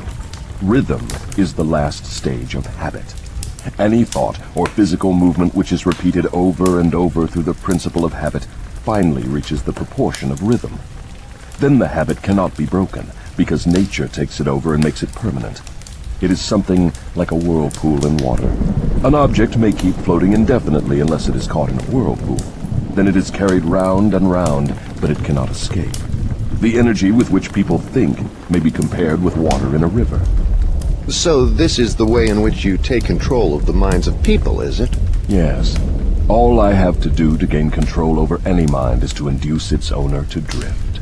Am I to understand that the habit of drifting is the major danger through which people lose their prerogative or privilege of thinking their own thoughts and shaping their own earthly destinations? That and much more. Drifting is also the habit through which I take over their souls after they give up their physical bodies. Then the only way a human being can be saved from eternal annihilation is by maintaining control over his own mind while he is on this earth. Is that true? You have stated the truth perfectly. Those who control and use their minds escape my web. I get all the others as naturally as the sun sets in the west. Is that all there is to the business of being saved from eternal annihilation? Doesn't what you call your opposition have anything to do with saving people? I can see that you do think very deeply. My opposition, the power you Earthbound call God, has everything to do with the salvation of people from eternal annihilation. And for that reason, it is my opposition who provides every human being with the privilege of using his own mind. If you use that power by maintaining control over your own mind, you become a part of it when you give up your physical body. If you neglect to use it, then I have the privilege of taking advantage of the neglect through the law of hypnotic rhythm. How much of a person do you take over when you gain control of him? Everything that is left after he ceases to control and use his own mind. In other words, when you gain control of a person, you take over all there is of his individuality up to the time that he quits using his own mind. Is that correct? That is how I operate. What do you do with people whom you control before death? Of what good are they to you while they live? I use them, or what is left of them after I take charge, as propagandists to help me prepare the minds of others to drift. You not only fool people into destroying their power to control their own minds, but you use them to help you trap others? Yes, I let no opportunity get away from me. Let us come back to the subject of hypnotic rhythm. Tell me more of how this law works. Show me how you use individuals to help you gain control over others. I want to know something of the most effective way you use hypnotic rhythm. Oh, that is easy. The thing I like best is to fill the minds of people with fear. Once I fill one's mind with fear, I have little trouble causing him to drift, until I have entangled him in the web of hypnotic rhythm. What human fear best serves your purpose? The fear of death. Why is the fear of death your favorite weapon? Because no one knows, and by the very nature of the laws of the universe, no one can prove definitely what happens after death. This uncertainty frightens people out of their wits. People who give over their minds to fear, any sort of fear, neglect to use their minds and begin to drift. Eventually, they drift into the whirlpool of hypnotic rhythm, from which they may never escape. Then you do not mind what religious leaders think or say of you when they speak of death? Not as long as they say something. If the churches should stop talking about me, my cause would receive a severe setback. Every attack made against me fixes the fear of me in the minds of all who are influenced by it. You see, opposition is the thing that keeps some people from drifting, providing they do not yield to it. Since you claim the churches help instead of hindering your cause, tell me what would give you cause to worry. My only worry is that someday a real thinker may appear on Earth. What would happen if a thinker did appear? You ask me what would happen. I'll tell you what would happen. People would learn the greatest of all truths, that the time they spend in fearing something would, if reversed, give them all they want in the material world and save them from me after death. Isn't that worth thinking about? What is keeping such a thinker from appearing in the world? Fear of criticism. It may interest you to know that the fear of criticism is the only effective weapon I have with which to whip you. If you were not afraid to publish this confession after you wring it from me, I would lose my earthly kingdom. And if I did surprise you and publish it, how long would it be until you lost your kingdom? just long enough for one generation of children to grow into understanding. You cannot take the adults from me. I have them too securely sewed up. But if you published this confession, it would be sufficient to keep me from gaining control of the yet unborn and those who have not yet reached the age of reason. You wouldn't dare publish what I have told you about the religious leaders. They would crucify you. I thought the savage practice of crucifixion went out of style 2,000 years ago. I don't mean crucifixion on a cross. I mean social and financial crucifixion. Your income would be shut off. You would become a social outcast. Religious leaders and their followers alike would treat you with scorn. Suppose I should choose to throw in my lot with the select few who make a pretense of using their own minds rather than fear the masses who do not. The masses of whom you claim 98%. If you have courage enough to do this, you will crimp my style. Why do you lay claim to no scientist? Don't you like scientists? Oh yes, I like all people well enough, but true scientists are out of my reach. Why? Because they think for themselves and spend their time studying natural laws. They deal with cause and effect. They deal with facts wherever they find them. But do not make the mistake of believing scientists have no religion. They have a very definite religion. What is their religion? The religion of truth. The religion of natural law. If the world ever produces an accurate thinker with ability to fathom the deeply buried secret of life and death, you can be sure that science will be responsible for the catastrophe. Catastrophe to whom? To me, of course. Let's get back to the subject of hypnotic rhythm. I want to know more about it. Is it something like the principle through which people can hypnotize one another? It is precisely the same thing. I have already told you so. Why do you repeat your questions? That is an old worldly custom of mine, Your Majesty. For your enlightenment, I will tell you, I am forcing you to repeat many of your statements for the sake of emphasis. I'm also trying to see if I can catch you in a lie. Don't dodge the issue. Get back to hypnotic rhythm and tell me all you know about it. Am I a victim of it? Not now, but you barely missed falling into my web. You drifted toward the whirlpool of hypnotic rhythm until you discovered how to force me into making this confession. Then I lost control of you. How interesting. You are not trying to recapture me through flattery, are you? That would be the best bribe I could offer you. It is the bribe I used on you effectively before you got the upper hand of me. With what did you flatter me? With many things. Chief among them, sex and the desire for self-expression. What effect did your bribes have on me? They caused you to neglect your major purpose in life and started you to drifting. Was that all you did to me through your bribes? That was plenty. But I am back on the track and out of your reach now, am I not? Yes, you are temporarily out of my reach because you are not drifting. What broke your spell over me and released me from the habit of drifting? My answer may humiliate you. Do you want to hear it? Go ahead and give it to me, Your Majesty. I wish to learn how much truth I can stand. When you found a great love in the woman of your choice, I lost my grip on you. So you are going to accuse me of hiding behind a woman's skirts, are you? No, not hiding. I wouldn't put it that way. I would say you have learned how to give yourself a solid background with the embellishment of a woman's mind.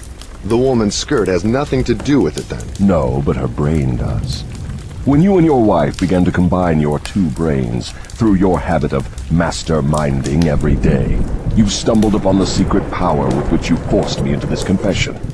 Is that the truth, or are you trying to flatter me again? I could flatter you if I had you alone, but I cannot flatter you while you have the use of your wife's mind. I'm beginning to catch on to something important. I'm beginning to understand what was meant by the writer of that passage in the Bible, which says substantially, when two or more meet together and ask for anything in my name, it shall be granted. It is true, then, that two minds are better than one. It is not only true, it is necessary before anyone can continuously contact the great storehouse of infinite intelligence, wherein is stored all that is, all that ever was, and all that can ever be. Is there such a storehouse? If there had not been, you would not, could not, now be humiliating me with this silly forced confession. Isn't it dangerous to give this sort of information to the world? Sure, it is dangerous to me. If I were you, I would not give it out. Let us get back now to the technique through which you fasten on your victims the habit of drifting. What is the very first step a drifter must take to break the habit? A burning desire to break it. You of course know that no one can be hypnotized by another person without his willingness to be hypnotized. Neither can nature place one under the spell of hypnotic rhythm without his willingness to be hypnotized. The willingness may assume the form of indifference toward life generally, lack of ambition, fear, lack of definiteness of purpose, and many other forms. Nature does not need one's consent in order to place him under the spell of hypnotic rhythm. It needs only to find him off guard through any form of neglect to use his own mind. Remember this: whatever you have, you use it or you lose it. All successful attempts to break the habit of drifting must be done before nature makes the habit permanent through hypnotic rhythm. As I understand you, hypnotic rhythm is a natural law through which nature fixes the vibration of all environments. Is that true? Yes. Nature uses hypnotic rhythm to make one's dominating thoughts and one's thought habits permanent. That is why poverty is a disease. Nature makes it so by fixing permanently the thought habits of all who accept poverty as an unavoidable circumstance. Through this same law of hypnotic rhythm, nature will also fix permanently positive thoughts of opulence and prosperity. Perhaps you will better understand the working principle of hypnotic rhythm if I tell you its nature is to fix permanently all habits, whether they are mental or physical. If your mind fears poverty, your mind will attract poverty. If your mind demands opulence and expects it, your mind will attract the physical and financial equivalents of opulence. This is in accordance with an immutable law of nature. Did the writer of that sentence in the Bible, "Whatsoever a man soweth, that shall he also reap," have in mind this law of nature? He could have nothing else in mind. The statement is true. You can see evidence of its truth in all human relationships. And that is why the man who forms the habit of drifting through life must accept whatever life hands him. Is that correct? That is absolutely correct. Life pays the drifter its own price on its own terms. The non-drifter makes life pay on his own terms. Doesn't the question of morals enter into what one gets from life? To be sure, but only for the reason that one's morals have an influence on one's thoughts. No one can collect what he wants from life merely by being good, if that is what you want to know. No, I guess not. I see what you mean. We are all where we are and what we are because of our own deeds. No, not exactly. You are where you are and what you are because of your thoughts and your deeds. Then there is no such reality as luck, is there? Emphatically no. Circumstances which people do not understand are classified under the heading of luck. Back of every reality is a cause. Often the cause is so far removed from the effect that the circumstance can be explained only by attributing it to the operation of luck. Nature knows no such law as luck. It is a man-made hypothesis with which he explains away things he does not understand. The terms luck and miracle are twin sisters. Neither of them has any real existence except in the imaginations of people. Both are used to explain that which people do not understand. Remember this: everything having a real existence is capable of proof.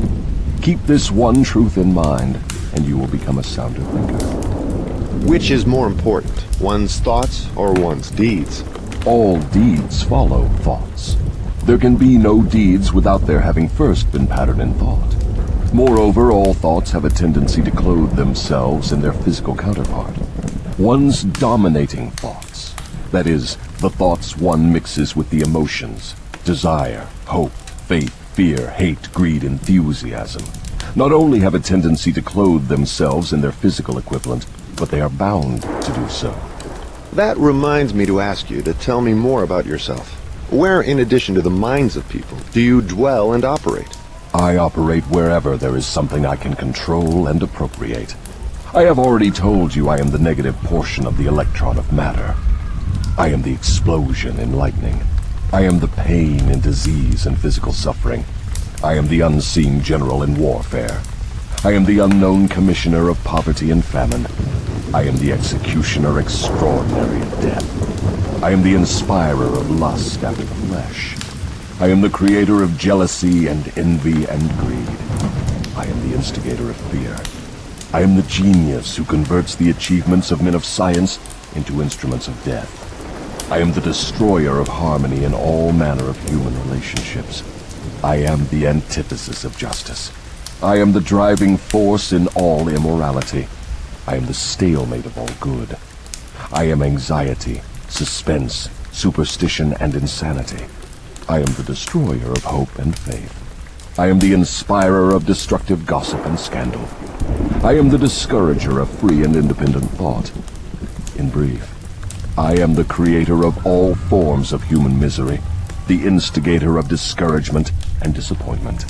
And you do not call that cold and cruel? I call that definite and dependable. The world depression broke up the habits of men everywhere and redistributed the sources of opportunity in all walks of life on an unprecedented scale. The drifter's pet alibi, with which he tries to explain away his undesirable position, is his cry that the world has run dry of opportunities.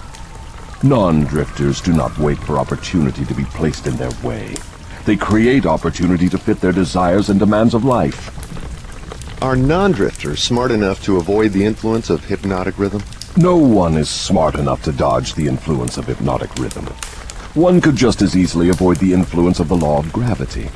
The law of hypnotic rhythm fixes permanently the dominating thoughts of men, whether they be drifters or non-drifters. There is no reason why a non-drifter would want to avoid the influence of hypnotic rhythm, because that law is favorable to him. It helps him convert his dominating aims, plans, and purposes into their physical replicas. It fixes his habits of thought and makes them permanent. Only the drifter would wish to dodge the influence of hypnotic rhythm. For the better portion of my adult life, I have been a drifter. How did I manage to escape being swept into the whirlpool of hypnotic rhythm? You haven't escaped. The major portion of your dominating thoughts and desires since you reached adulthood has been a well-defined, definite desire to understand all the potentialities of the mind. You may have drifted on thoughts of lesser importance, but you did not drift in connection with this desire.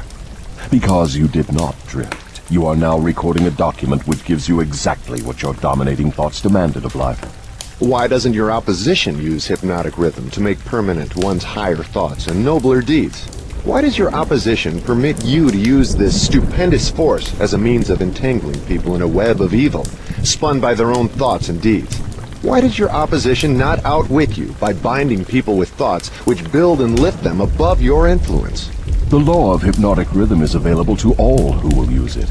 I make use of it more effectively than does my opposition because I offer people more attractive bribes to think my sort of thoughts and indulge in my sort of deeds. In other words, you control people by making negative thinking and destructive deeds pleasing to them. Is that correct? That is the idea exactly. I've often wondered why your opposition, what we Earthbound call God, does not annihilate you. Can you tell me why? Because the power is as much mine as his. It is as available to me as to him. That is what I have been trying to get over to you.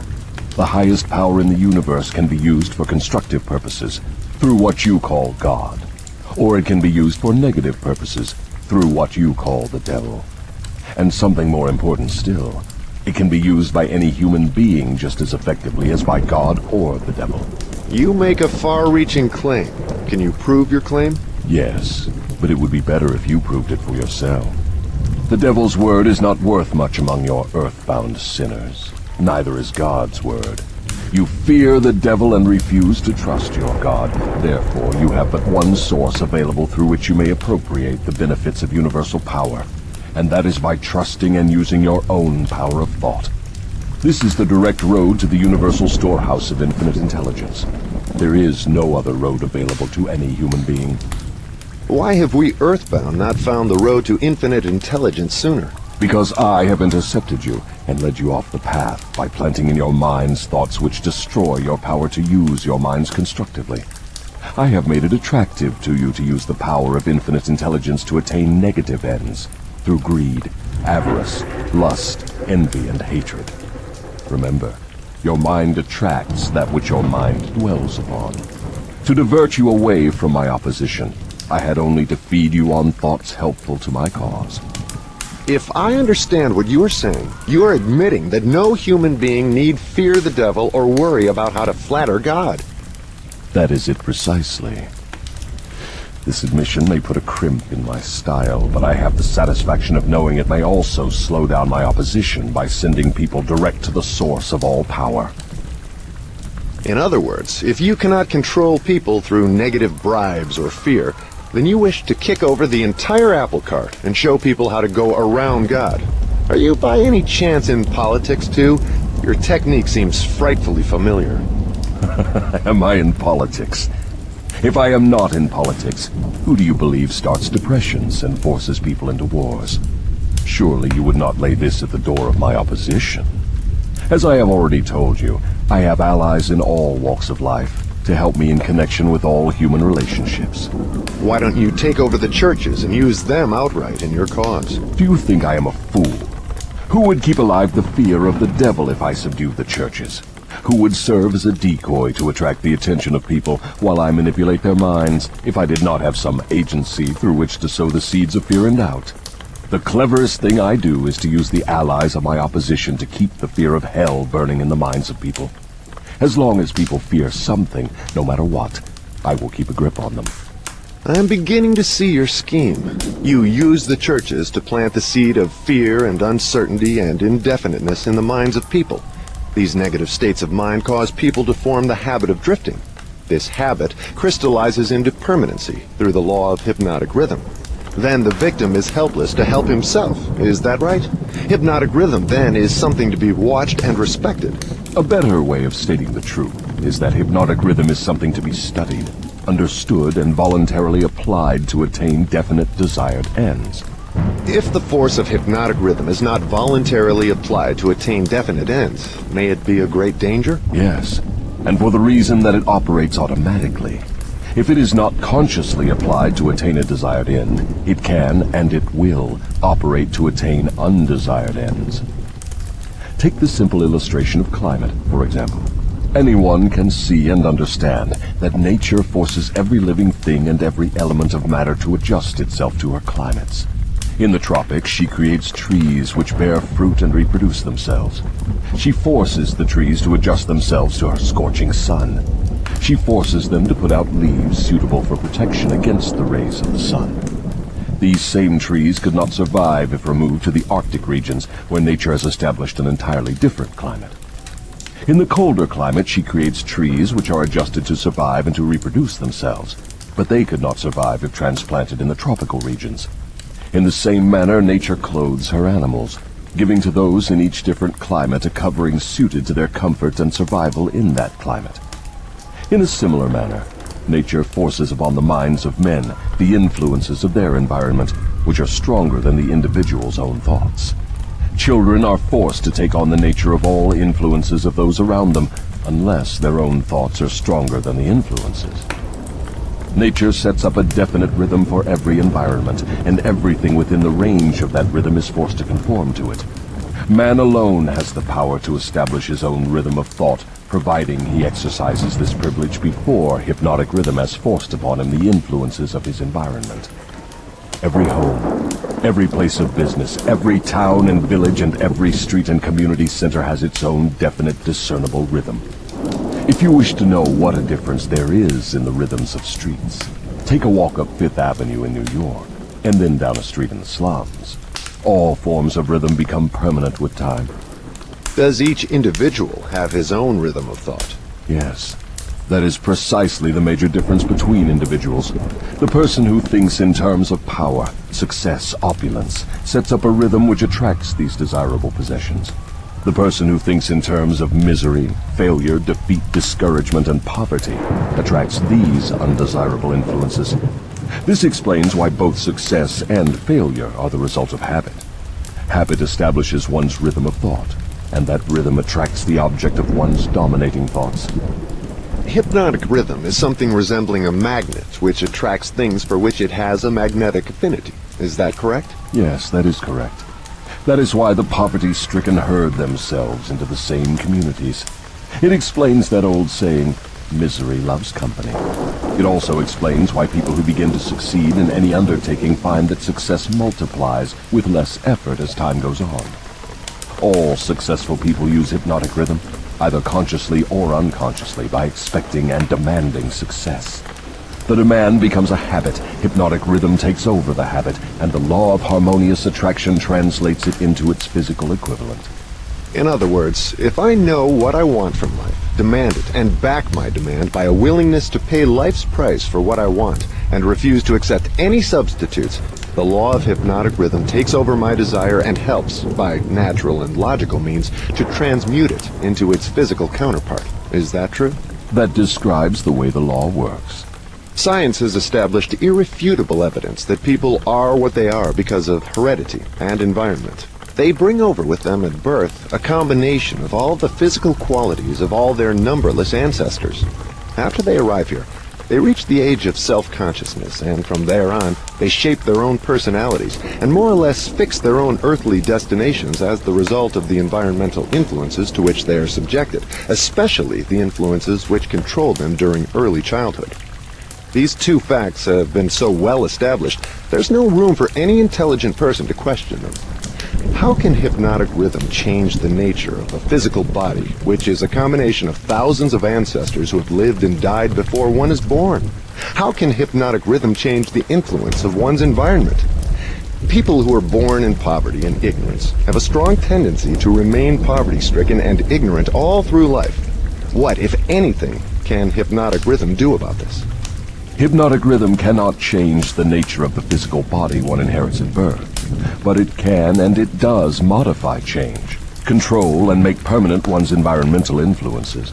If I understand what you mean, a human being is forced by nature to take on and become a part of the environment he chooses, or the environment that may be forced upon him? That is correct.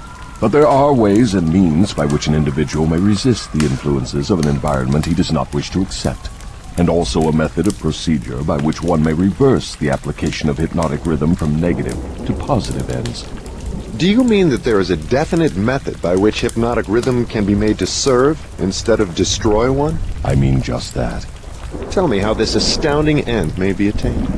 For my description to be of any practical value, it will be necessarily lengthy, because it will have to cover 7 principles of psychology which must be understood and applied by all who use hypnotic rhythm to aid them in forcing life to yield that which they want. Then break your description into 7 parts, each giving a detailed analysis of one of the 7 principles with simple instructions for its practical application. Your Majesty will now proceed to unfold the secrets of the 7 principles through which human beings may force life to provide them with spiritual, mental, and physical freedom. Do not be sparing in your description of these principles. I want a complete illustration of how the principles may be used by anyone who chooses to use them. Tell us all you know about the principle of definiteness of purpose. If you go through with this mad idea of publishing my confession, you will open the gates of hell and turn loose all the precious souls I have collected back down through the ages. You will deprive me of souls yet unborn. You will release from my bondage millions now living. Stop, I beg of you. Open up. Let's hear what you have to say about the principle of definiteness of purpose. You are pouring water on the fires of hell, but the responsibility is yours, not mine. I may as well tell you that any human being who can be definite in his aims and plans can make life hand over whatever is wanted. That is a broad claim, Your Majesty. Do you wish to tone it down a bit? Tone it down? No, I wish to tone it up. When you hear what I now have to say, you will understand why the principle of definiteness is so important. My opposition uses a clever little trick to cheat me of my control over people. The opposition knows that definiteness of purpose closes the door of one's mind so tightly against me that I cannot break through unless I can induce one to form the habit of drifting. Why doesn't your opposition give your secret to all people by telling them to avoid you through definiteness of purpose? You have already admitted that 2 out of every 100 people belong to your opposition. Because I am more clever than my opposition. I draw people away from definiteness with my promises. You see, I control more people than my opposition because I am a better salesman and a better showman.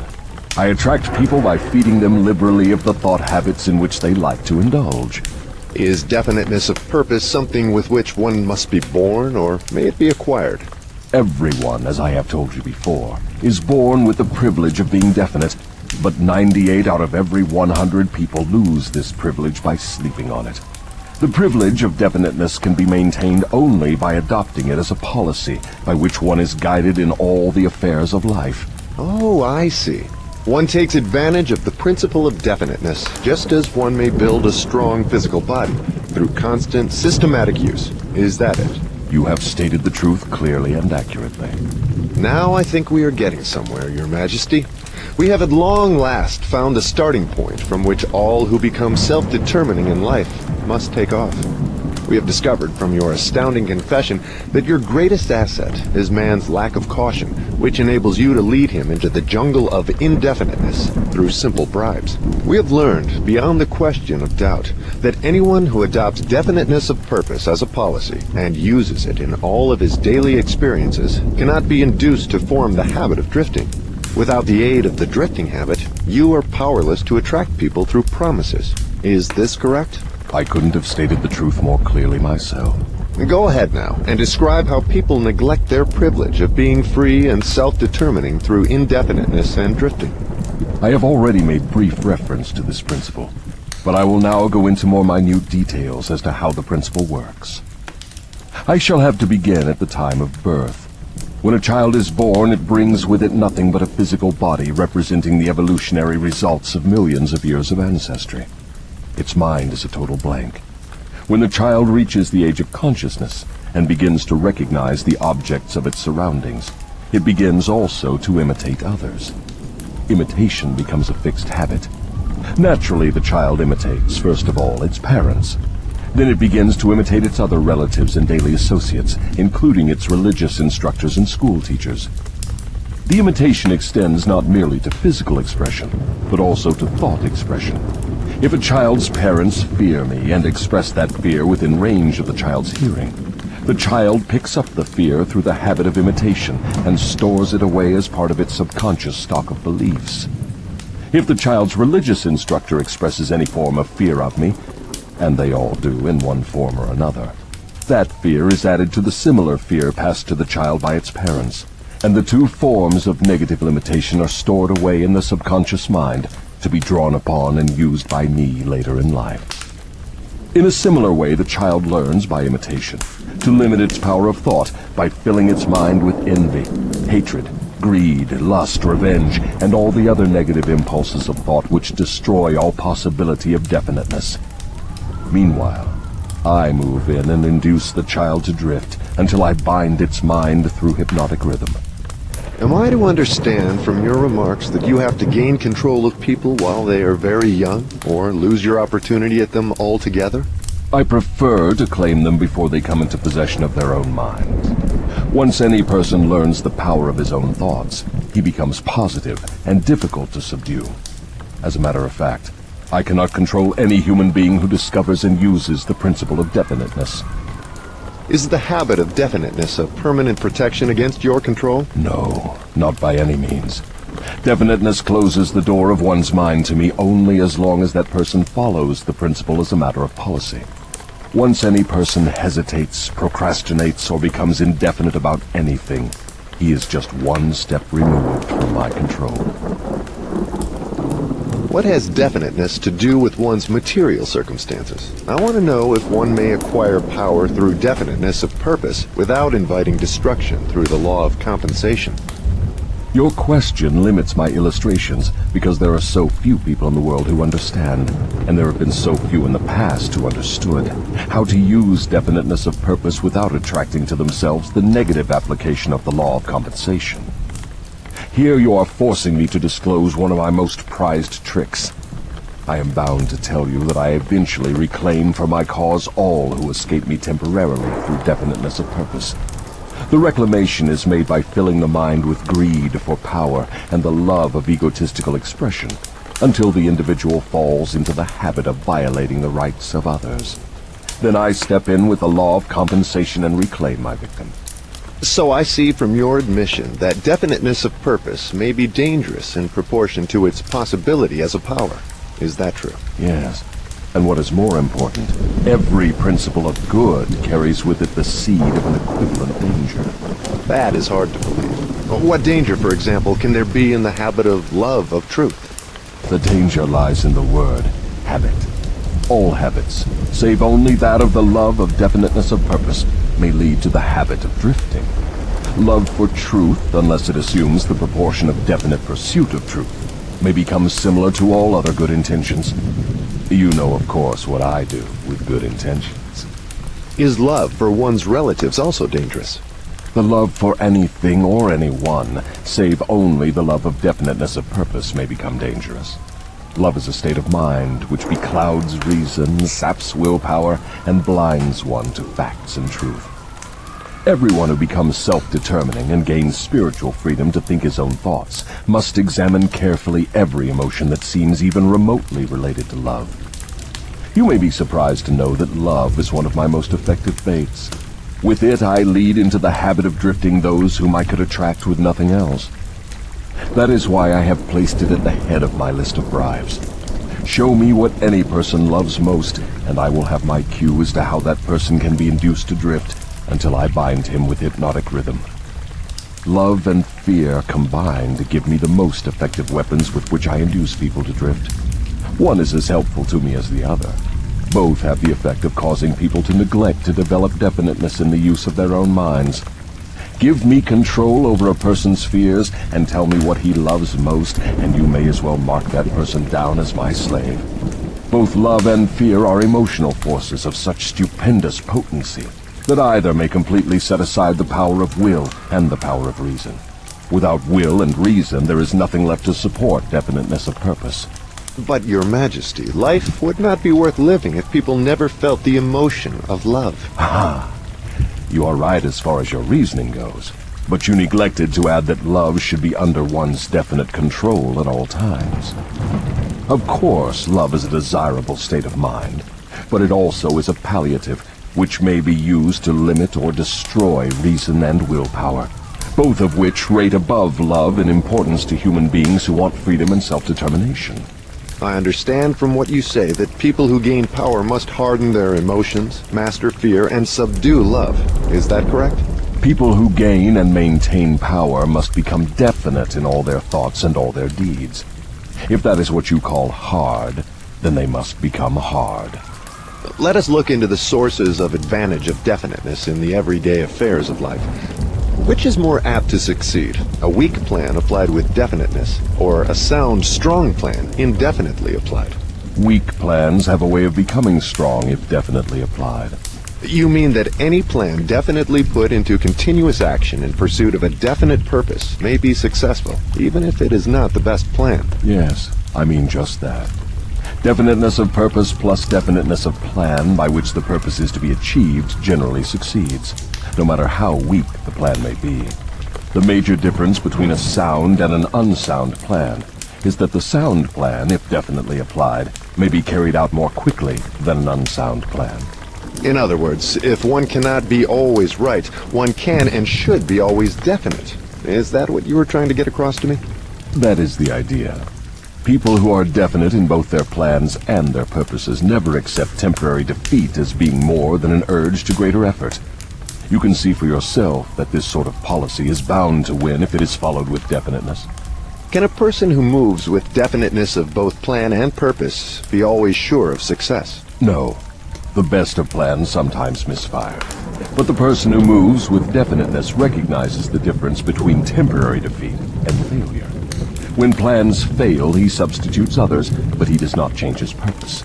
He perseveres. Eventually, he finds a plan that succeeds. Will a plan based upon immoral or unjust ends succeed as quickly as one motivated by a keen sense of justice and morality? Through the operation of the law of compensation, everyone reaps that which he sows. Plans based on unjust or immoral motives may bring temporary success, but enduring success must take into consideration the fourth dimension, time. Time is the enemy of immorality and injustice. It is the friend of justice and morality. Failure to recognize this fact has been responsible for the crime wave among the youths of the world. The youthful, inexperienced mind is apt to mistake temporary success for permanency. The youth often makes the mistake of coveting the temporary gains of immoral, unjust plans, but neglects to look ahead and observe the penalties which follow as definitely as night follows day. This is pretty deep stuff, Your Majesty. Let us get back to the discussion of lighter and more concrete subjects that are likely to interest the majority of people. I'm interested in discussing the things that make people happy and miserable, rich and poor, sick and healthy. In brief, I'm interested in everything that can be used by human beings to make life pay satisfactory dividends in return for the effort that one puts into the business of living. Very well. Let us be definite. You have my idea. Your Majesty has a tendency to stray off into abstract details which most people can neither understand nor use in the solution of their problems. Could that by any chance be a definite plan of yours to answer my questions with indefinite answers? If that is your plan, it is a slick trick, but it will not work. Go ahead now, and tell me something more of the miseries and failures of human beings growing directly out of indefiniteness.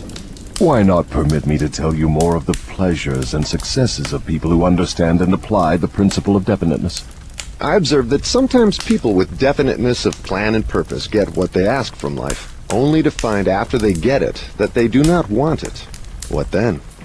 Generally, one can get rid of whatever is not wanted by application of the same principle of definiteness with which the thing was acquired. A life that is lived with fullness of peace of mind, contentment, and happiness always divests itself of everything it does not want. Anyone who submits to annoyance by things he does not want is not definite. He is a drifter. What about married people who cease to want each other? Should they separate? Or is it true that all marriages are made in heaven, and the contracting parties are, therefore, forever bound by their bargain, even though it may prove to be a poor one for both? First, let me correct that old saying that all marriages are made in heaven. I know of some which were made on my side of the fence. Minds which do not harmonize should never be forced to remain together in marriage or any other relationship. Friction and all forms of discord between minds lead inevitably to the habit of drifting, and of course to indefiniteness. Aren't people sometimes bound to others by a relationship of duty, which renders it impractical for them to take from life what they want most? Duty is one of the most abused and misunderstood words in existence. The first duty of every human being is to himself. Every person owes himself the duty of finding how to live a full and happy life. Beyond this, if one has time and energy, not needed in the fulfillment of his own desires, one may assume responsibility for helping others. Isn't that a selfish attitude? And isn't selfishness one of the causes of failure to find happiness? I stand by my statement that there is no higher duty than that which one owes himself. Doesn't a child owe something in the way of duty to its parents, who gave it life and sustenance during its periods of helplessness? Not at all. It is just the other way around. Parents owe their children everything they can give them in the way of knowledge.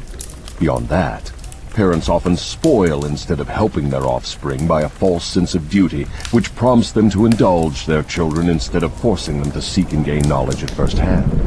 I see what you mean. Your theory is that too much help thrust upon the youth encourages him to drift and become indefinite in all things. You believe that necessity is a teacher of great sagacity, that defeat carries with it an equivalent virtue, that unearned gifts of every nature may become a curse instead of a blessing. Is that correct? You have stated my philosophy perfectly. My belief is not theory, it is fact. Then you do not advocate prayer as a means of gaining desirable ends. On the contrary, I do advocate prayer, but not the sort of prayer that consists of empty, begging, meaningless words. The sort of prayer against which I am helpless is the prayer of definiteness of purpose. I never thought of definiteness of purpose as being a prayer. How can it be? Definiteness is in effect the only sort of prayer upon which one can rely. It places one in the way of using hypnotic rhythm to attain definite ends, by the mere act of appropriating it from the great universal storehouse of infinite intelligence. The appropriation, in case you are interested, takes place through definiteness of purpose, persistently pursued. Why do the majority of prayers fail? They don't. All prayers bring that for which one prays. But you just said that definiteness of purpose is the only sort of prayer upon which one can rely. Now you say that all prayers bring results. What do you mean? There is nothing inconsistent about it. The majority of people who pray go to prayer only after everything else fails them. Naturally, they go with their minds filled with fear that the prayers will not be answered. Well, their fears are realized. The person who goes to prayer with definiteness of purpose and faith in the attainment of that purpose puts into motion the laws of nature, which transmute one's dominating desires into their physical equivalent. That is all there is to prayer. One form of prayer is negative and brings only negative results. One form is positive and brings definite positive results. Could anything be more simple? People who whine and beg God to assume responsibility for all their troubles and provide them with all the necessities and luxuries of life are too lazy to create what they want and translate it into existence through the power of their own minds. When you hear a person praying for something that he should procure through his own efforts, you may be sure you are listening to a drifter. Infinite intelligence favors only those who understand and adapt themselves to her laws. She makes no discrimination because of fine character or pleasing personality. These things help people negotiate their way through life more harmoniously with one another. But the source from which prayer is answered is not impressed by fine feathers. Nature's law is, know what you want, adapt yourself to my laws, and you shall have it. Does that harmonize with the teachings of Christ? Perfectly. Also, it harmonizes with the teachings of all truly great philosophers. Is your theory of definiteness in harmony with the philosophy of man of science? Definiteness is the major difference between a scientist and a drifter. Through the principle of definiteness of purpose and plan, the scientist forces nature to hand over her most profound secrets. It was through this principle that Edison uncovered the secret of the talking machine, the incandescent electric light, and scores of other benefits for mankind. Then I understand that definiteness is the first requisite for success in all earthly undertakings. Is that right? Exactly. Anything which teaches people to examine facts and coordinate them into definite plans through accurate thinking is hard on my profession. If this thirst for definite knowledge now spreading over the world keeps up, my business will be shot to pieces within the next few centuries. I thrive on ignorance, superstition, intolerance, and fear. But I cannot stand up under definite knowledge properly organized into definite plans in the minds of people who think for themselves. Why don't you take over omnipotence and manage the whole works in your own way? You might as well ask why the negative portion of the electron doesn't take over the positive portion and run the entire works. The answer is that both the positive and the negative charges of energy are necessary to the existence of the electron. One is balanced equally against the other, stalemated as it were. So it is with what you call omnipotence and I. We represent the positive and the negative forces of the entire system of universes, and we are equally balanced one against the other. If this power of balance were shifted the slightest degree, the whole system of universes would become quickly reduced to a mass of inert matter. Now you know why I cannot take over the whole show and run it my way. If what you say is true, you have exactly the same power as omnipotence. Is that true? That is correct.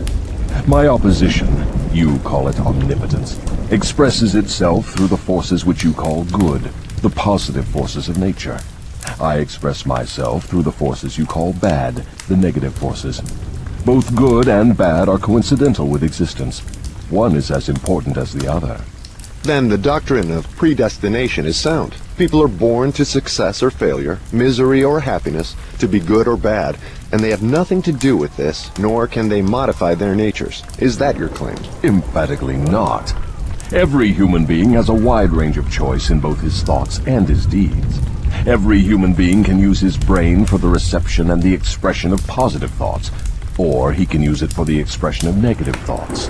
His choice in this important matter shapes his entire life.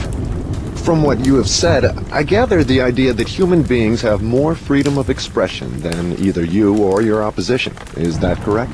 That is true. Omnipotence and I are bound by immutable laws of nature. We cannot express ourselves in any manner not conforming to these laws. Then it is true that man has rights and privileges not available to either omnipotence or the devil. Is that the truth? Yes, that is true. But you might well have added that man is not yet fully awakened to the realization of this potential power. Man still regards himself as something resembling the worms in the dust, when in reality he has more power than all other living things combined. Definiteness of purpose seems to be a panacea for all evils of man. Not that, perhaps, but you may be sure no one ever will become self-determining without it. But why aren't children taught definiteness of purpose in the public schools? For the reason that there is no definite plan or purpose behind any of the school curricula. Children are sent to school to make credits and to learn how to memorize, not to learn what they want of life. What good is a school credit if one cannot convert it into the material and spiritual needs of life? I am only a devil, not an unwinder of riddles. I deduce from all you say that neither the schools nor the churches prepare the youths of the world with a practical working knowledge of their own minds.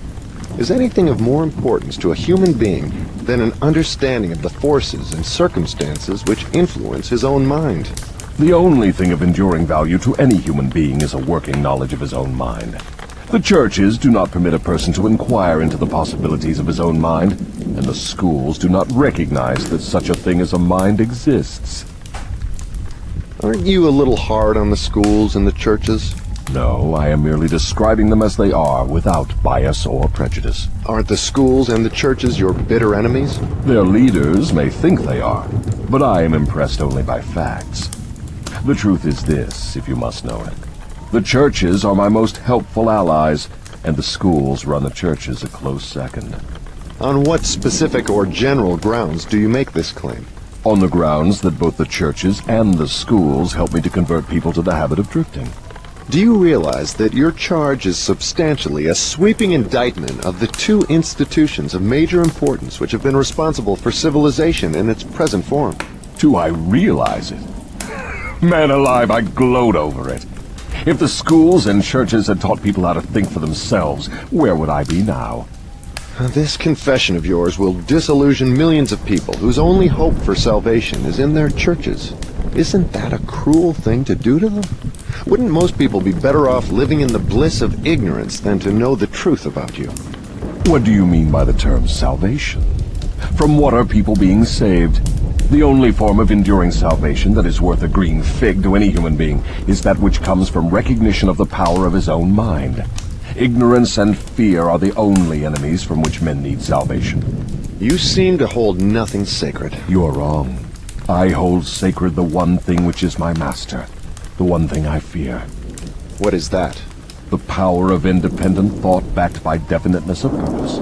Then you do not have many people to fear. Only 2 out of every 100 to be exact. I control all others. Let's give the churches a rest and get back to the public schools. Your confession has shown clearly that you thrive and perpetuate yourself from one generation to another by the clever trick of taking over the minds of children before they have the chance to learn how to use their minds. I wish to know what is wrong with a public school system that permits the devil to control so many people. I wish to know also what can be done to the established system of teaching that will ensure all children the opportunity to learn, first, that they have minds, and second, how to use those minds to bring spiritual and economic freedom. I'm putting the question to you definitely enough, and since you have stressed the importance of definiteness of purpose, I am here and now putting you on notice that your answer to my question must be definite. Wait a moment while I catch my breath. You have given me quite an order. It seems strange that you would come to the devil to learn how to live. I should think you would go to my opposition. Why don't you? Your Majesty, it is you who are on trial here, not I. I want the truth, and I am not particular as to the source from which I get it. There is something radically wrong with the system of education that has given us a balance sheet with life that shows us hopelessly in the red and groping for the road to self-determination as if we were so many animals lost in the jungle. I want to know 2 things about this system. First, what is the major weakness of the system? Second, how can this weakness be eliminated? The floor is yours again. Please, stick to the question and stop trying to decoy me into the discussion of deep abstract subjects. That's definite, is it not? You leave me no choice but that of direct answer. To begin with, the public school system approaches the subject of education from the wrong angle. The school system endeavors to teach children to memorize facts, instead of teaching them how to use their own minds. Is that all that is wrong with the system? Oh no, that is only the beginning. Another major weakness of the school system is that it does not establish in the minds of children either the importance of definiteness of purpose, or make any attempt to teach youths how to be definite about anything. The major object of all schooling is to force the students to cram their memories with facts instead of teaching them how to organize and make practical use of facts. This cramming system centers the attention of students on the accumulation of credits, but overlooks the important question of how to use knowledge in the practical affairs of life. This system turns out graduates whose names are inscribed upon parchment certificates, but whose minds are empty of self-determination. The school system got off to a bad start at the beginning. The schools began as institutions of higher learning, operated entirely for the select few whose wealth and family entitled them to education. Thus, the entire school system was evolved by beginning at the top and working back down to the bottom. It is no wonder the system neglects to teach children the importance of definiteness of purpose, when the system itself has literally evolved through indefiniteness. What would correct this weakness of the public school system? Let's not complain of the weakness of the system unless we are prepared to offer a practical remedy with which it can be corrected. In other words, while we are discussing the importance of definiteness of plan and purpose, let us take our own medicine and be definite. Why don't you lay off the schools and churches and save yourself plenty of trouble?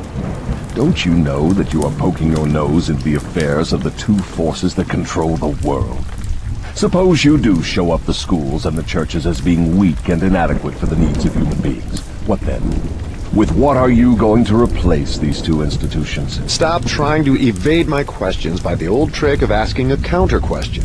I do not propose to replace the schools and churches, but I do propose to find out, if I can, how these organized forces can be modified so that they will serve people instead of keeping them in ignorance. Go ahead now and give me a detailed catalog of all the changes in the public school system which would improve it. So you want the entire catalog, do you? Do you want the suggested changes in the order of their importance? Describe the changes needed, just as they come to you. You are forcing me to commit an act of treason against myself. But here it is. Reverse the present system by giving children the privilege of leading in their schoolwork instead of following orthodox rules designed only to impart abstract knowledge. Let instructors serve as students, and let the students serve as instructors. As far as possible, organize all schoolwork into definite methods through which the student can learn by doing, and direct the classwork so that every student engages in some form of practical labor connected with the daily problems of life. Ideas are the beginning of all human achievement. Teach all students how to recognize practical ideas that may be of benefit in helping them acquire whatever they demand of life. Teach the students how to budget and use time. And above all, teach the truth that time is the greatest asset available to human beings, and the cheapest. Teach the student the basic motives by which all people are influenced, and show how to use these motives in acquiring the necessities and the luxuries of life. Teach children what to eat, how much to eat, and what is the relationship between proper eating and sound health. Teach children the true nature and function of the emotion of sex.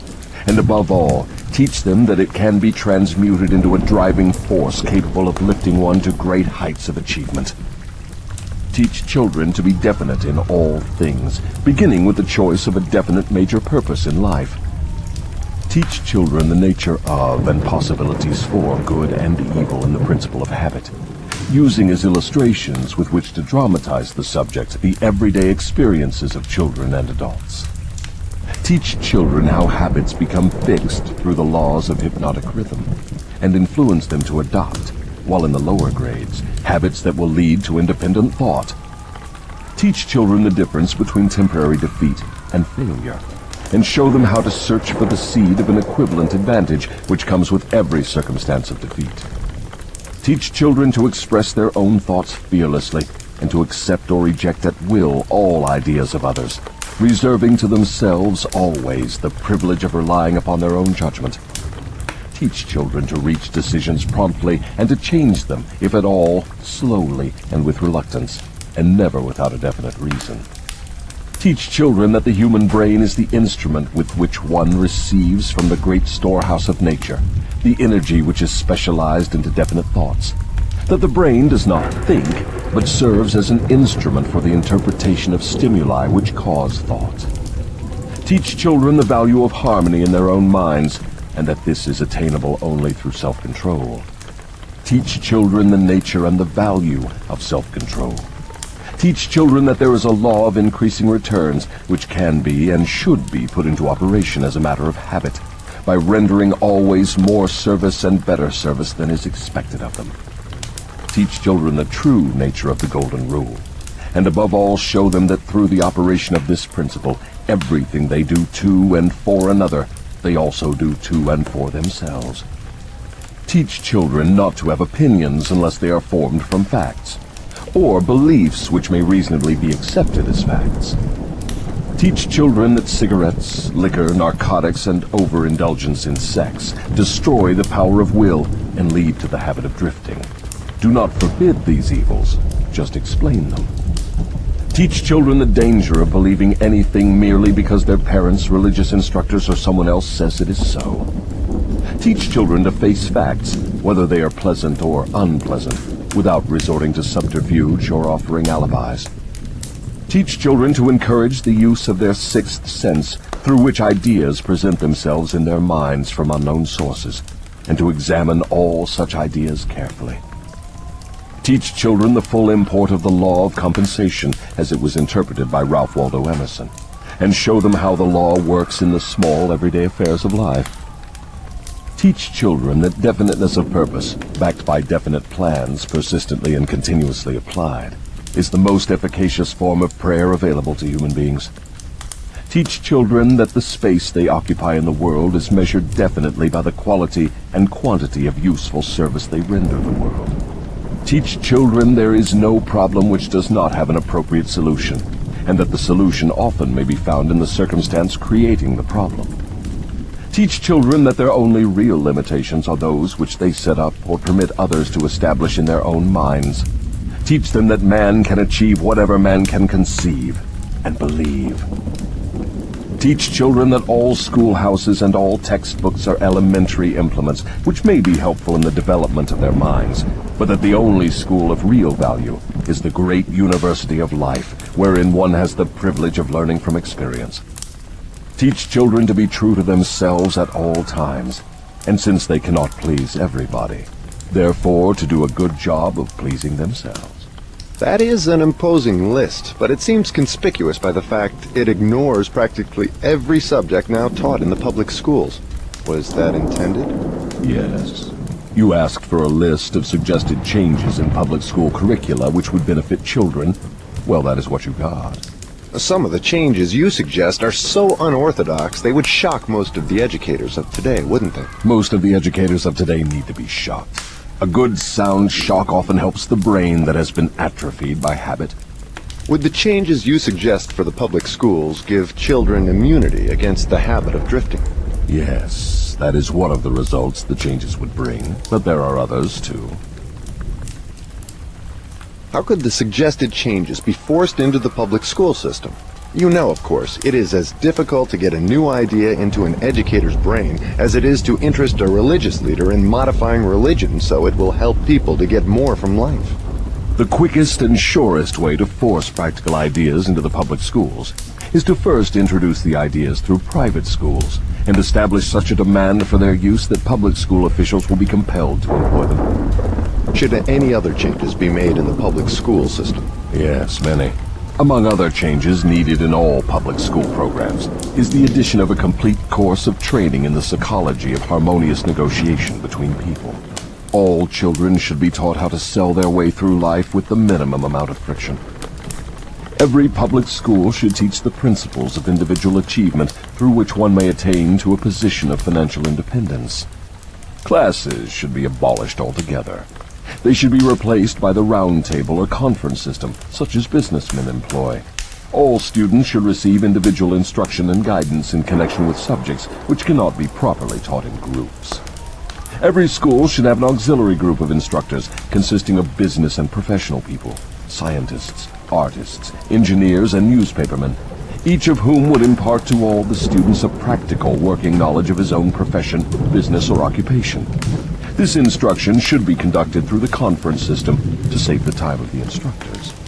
What you have suggested is, in effect, an auxiliary system of instruction that would give all school children a working knowledge of the practical affairs of life, direct from the original source. Is that the idea? You've stated it correctly. Let us dismiss the public school system and go back to the churches for a moment. All my life, I have heard clergymen preaching against sin and warning sinners to beware and repent so they could be saved. But I've never heard any of them tell me what sin is. Will you give me some light on this subject? Sin is anything one does or thinks which causes one to be unhappy. Human beings who are in sound physical and spiritual health should be at peace with themselves and always happy. Any form of mental or physical misery indicates the presence of sin. Name some of the common forms of sin. It is a sin to overeat because that leads to ill health and misery. It is a sin to overindulge in sex because that breaks down one's willpower and leads to the habit of drifting. It is a sin to permit one's mind to be dominated by negative thoughts of envy, greed, fear, hatred, intolerance, vanity, self-pity, or discouragement, because these states of mind lead to the habit of drifting. It is a sin to cheat, lie, and steal, because these habits destroy self-respect, subdue one's conscience, and lead to unhappiness. It is a sin to remain in ignorance, because that leads to poverty and loss of self-reliance. It is a sin to accept from life anything one does not want, because that indicates an unpardonable neglect to use the mind.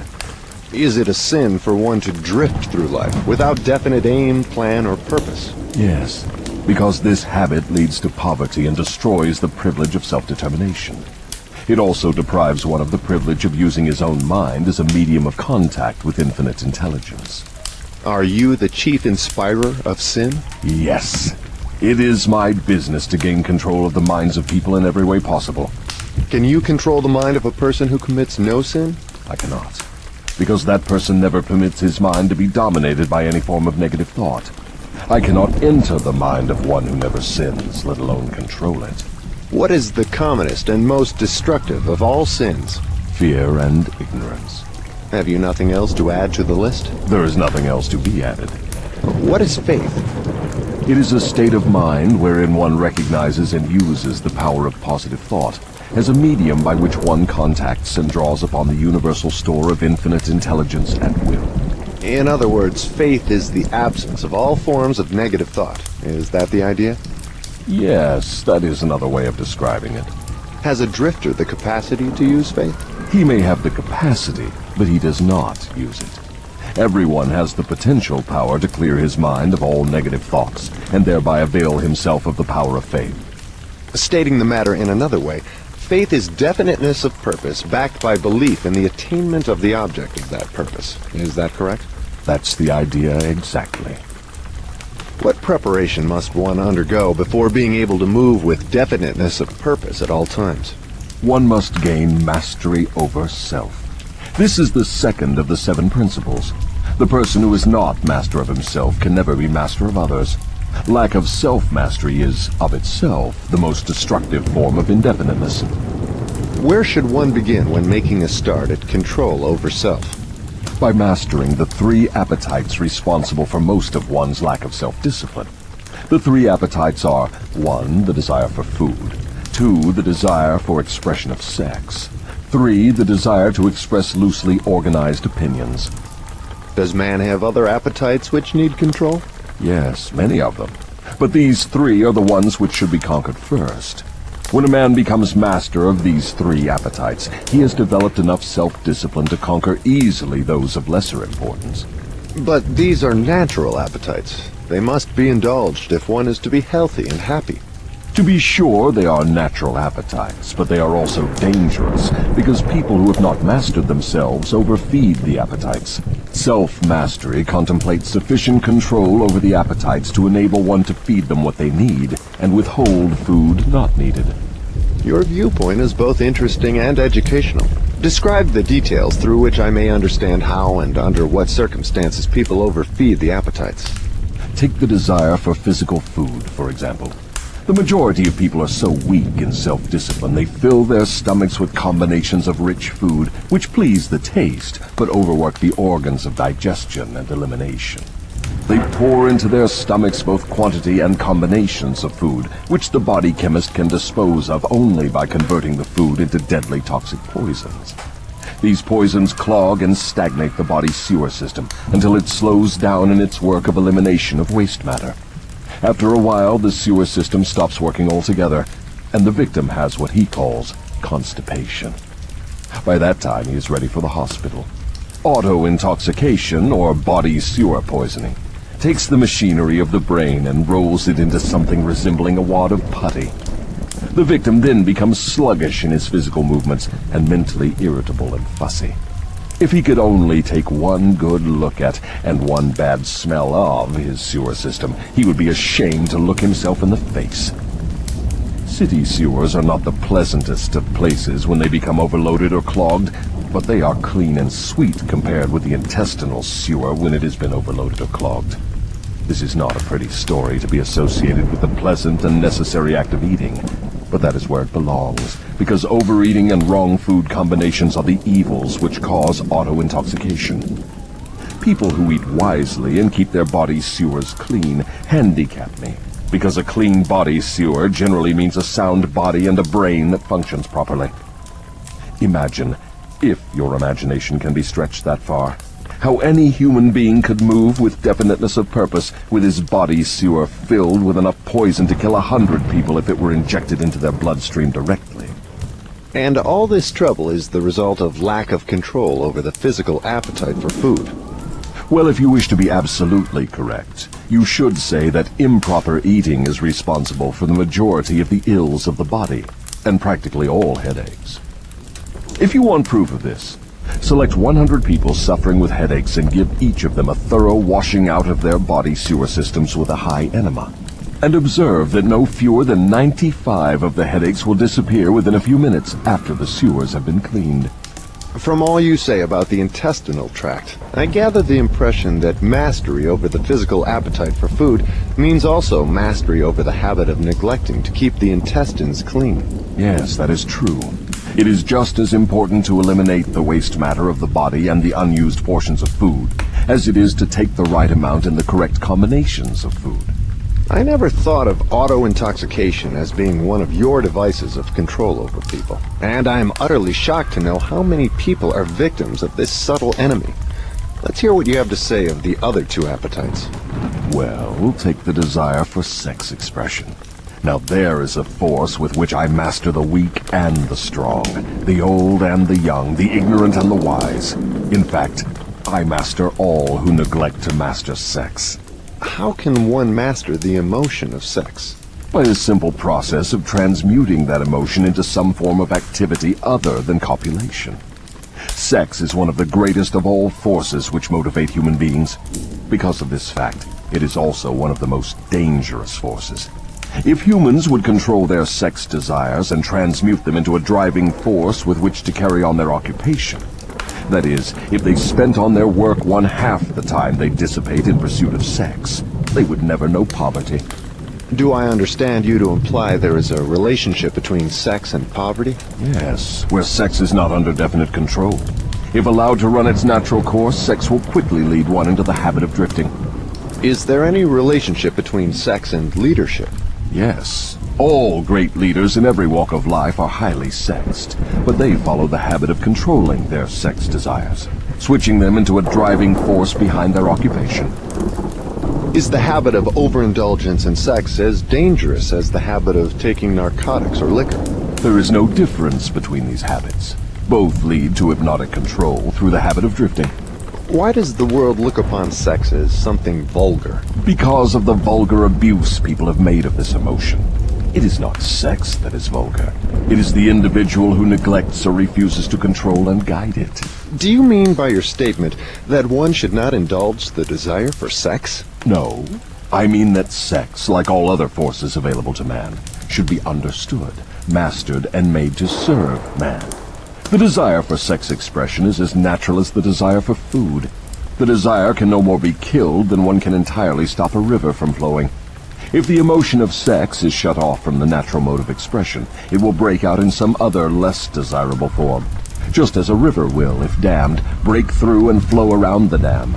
The person who has self-discipline understands the emotion of sex, respects it, and learns to control and transmute it into constructive activities.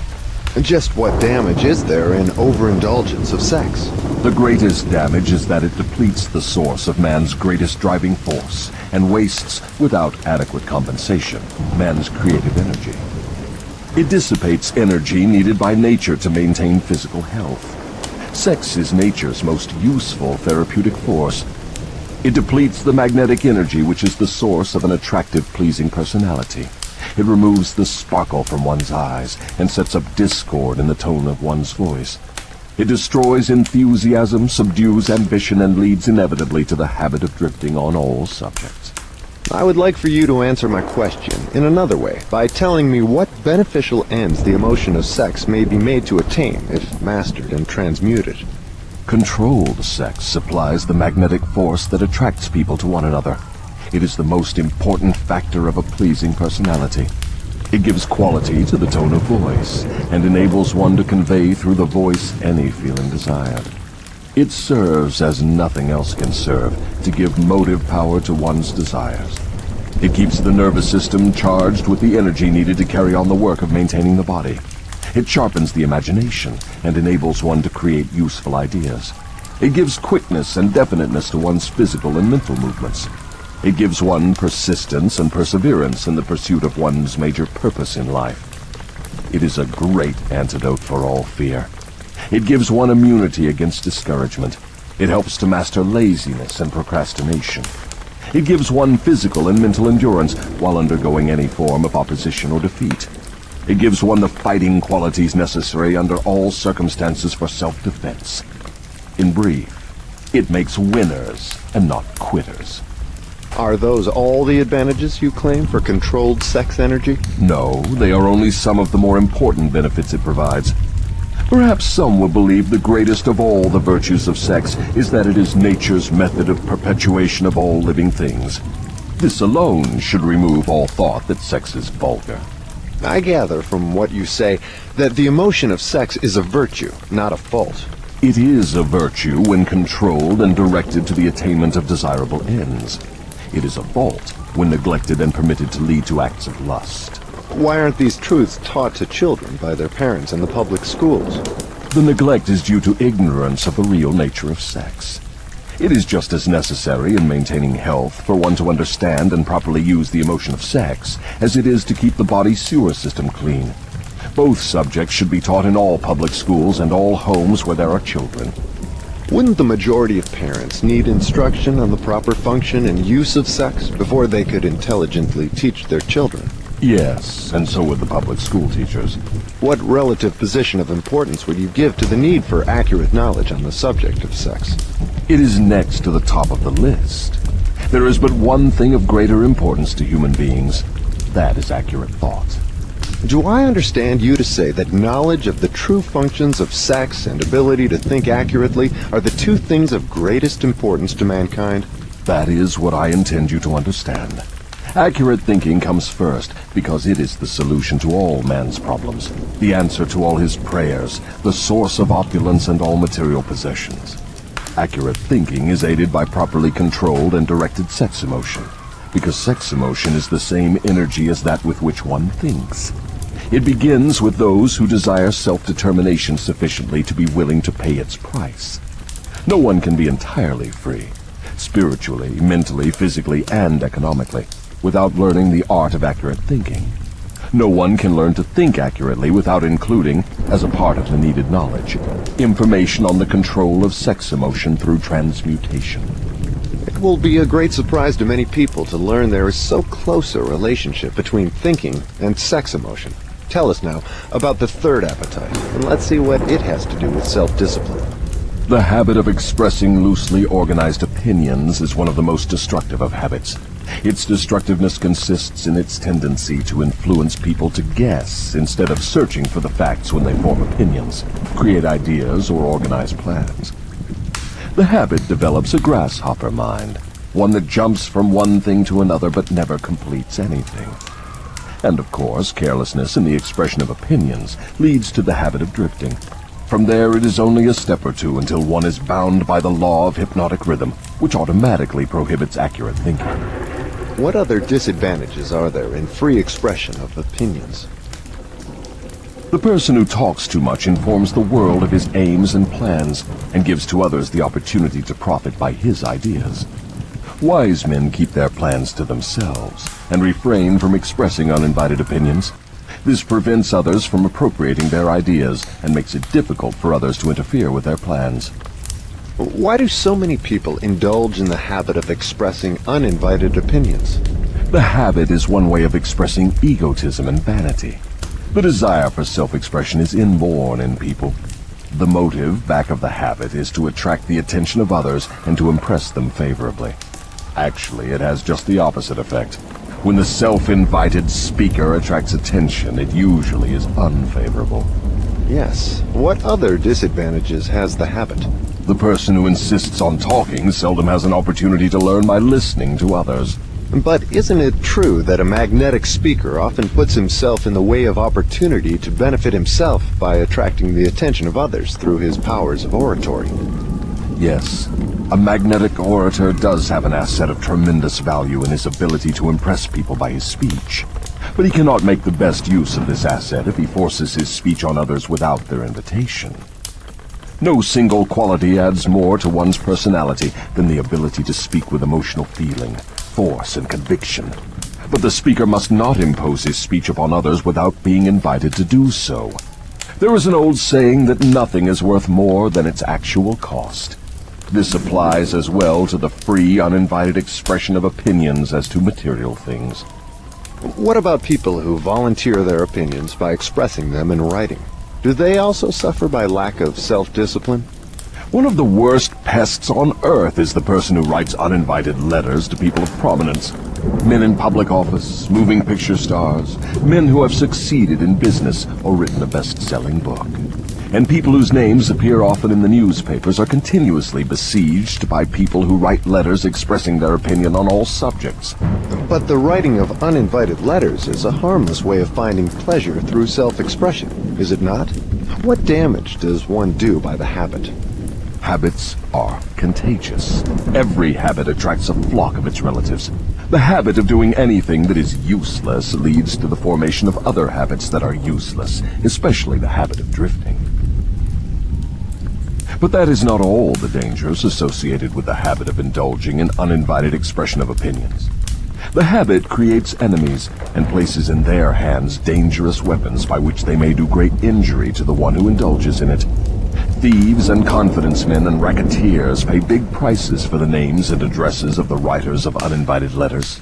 Knowing as they do, the writers of these letters become easy victims of all manner of schemes that result in the loss of their money. They refer to the writers of such letters as nuts. If you wish to know how foolish people are who write uninvited letters, read the nut column of any newspaper, the column in which the paper publishes the voluntary opinions of its readers, and you will see for yourself how the writers of such letters antagonize people and invite opposition from others. Now, I had no idea, Your Majesty, that people get into so much difficulty through uninvited expression of their opinions. But now that you have brought up the subject, I do remember writing the editor of a prominent magazine an uninvited letter of criticism, which cost me a fine position on his staff, at a fat salary. That is a perfect example. The proper place to begin self-discipline is right where you stand. The way to begin is by recognizing the truth, that there is nothing for good or evil throughout the myriads of universes except the power of natural law. There is no individual personality anywhere throughout the myriad of universes with the slightest power to influence a human being, save nature and human beings themselves. There is no human being now living. No human being has ever lived, and no human being ever will live with the right or the power to deprive another human being of the inborn privilege of free and independent thought. That privilege is the only one over which any human being can have absolute control. No adult human being ever loses the right to freedom of thought, but most humans lose the benefits of this privilege either by neglect or because it has been taken away from them by their parents or religious instructors before the age of understanding. These are self-evident truths, no less important because they are being called to your attention by the devil, than they would be if brought to your attention by my opposition. But what are people going to lean upon in the hour of emergency when they know not where nor to whom to appeal? Let them lean upon the only dependable power available to any human being. And what is that? Themselves. The power of their own thoughts. The only power they can control and may rely upon. The only power which cannot be perverted, colored, modified, or falsified by their dishonest fellow human beings. All you say seems logical, but why must I come to the devil to discover such profound truths? Let's get back to the 7 principles. You've already disclosed enough information to show clearly that the secret of how to break the power of hypnotic rhythm is wrapped in the 7 principles. You have shown, too, that the most important of these principles is self-discipline. Now, go ahead and describe the other 5 principles you have not yet mentioned and indicate what part they play in giving one self-discipline. First, let me summarize that part of my confession we have already covered. I have frankly told you that my 2 most effective devices for mastering human beings are the habit of drifting and the law of hypnotic rhythm. I have shown you that drifting is not a natural law, but a man-made habit which leads to man's submission to the law of hypnotic rhythm. The 7 principles are the media by which man may break the hold of hypnotic rhythm and take possession again of his own mind. You see, therefore, the 7 principles are the 7 steps which lead victims of hypnotic rhythm out of the self-made prisons in which they are bound. The 7 principles are the master key that unlocks the door to spiritual, mental, and economic self-determination. Is that true? Yes, that's another way of stating the truth. Is failure ever a benefit to man? Yes. Indeed, learning from adversity is the 3rd of the 7 principles. But few people know that every adversity brings with it the seed of an equivalent advantage. Still fewer people know the difference between temporary defeat and failure. If this knowledge were generally known, I would be deprived of one of my strongest weapons of control over human beings. But I understood you to say that failure is one of your greatest allies. I got the impression from your confession that failure causes people to lose ambition and quit trying, and then you take them over without opposition on their part. That is just the point. I take them over after they quit trying. If they knew the difference between temporary defeat and failure, they would not quit when they meet with opposition from life. If they knew that every form of defeat and all failures bring with them the seed of unborn opportunity, they would keep on fighting and win. Success usually is but one short step beyond the point where one quits fighting.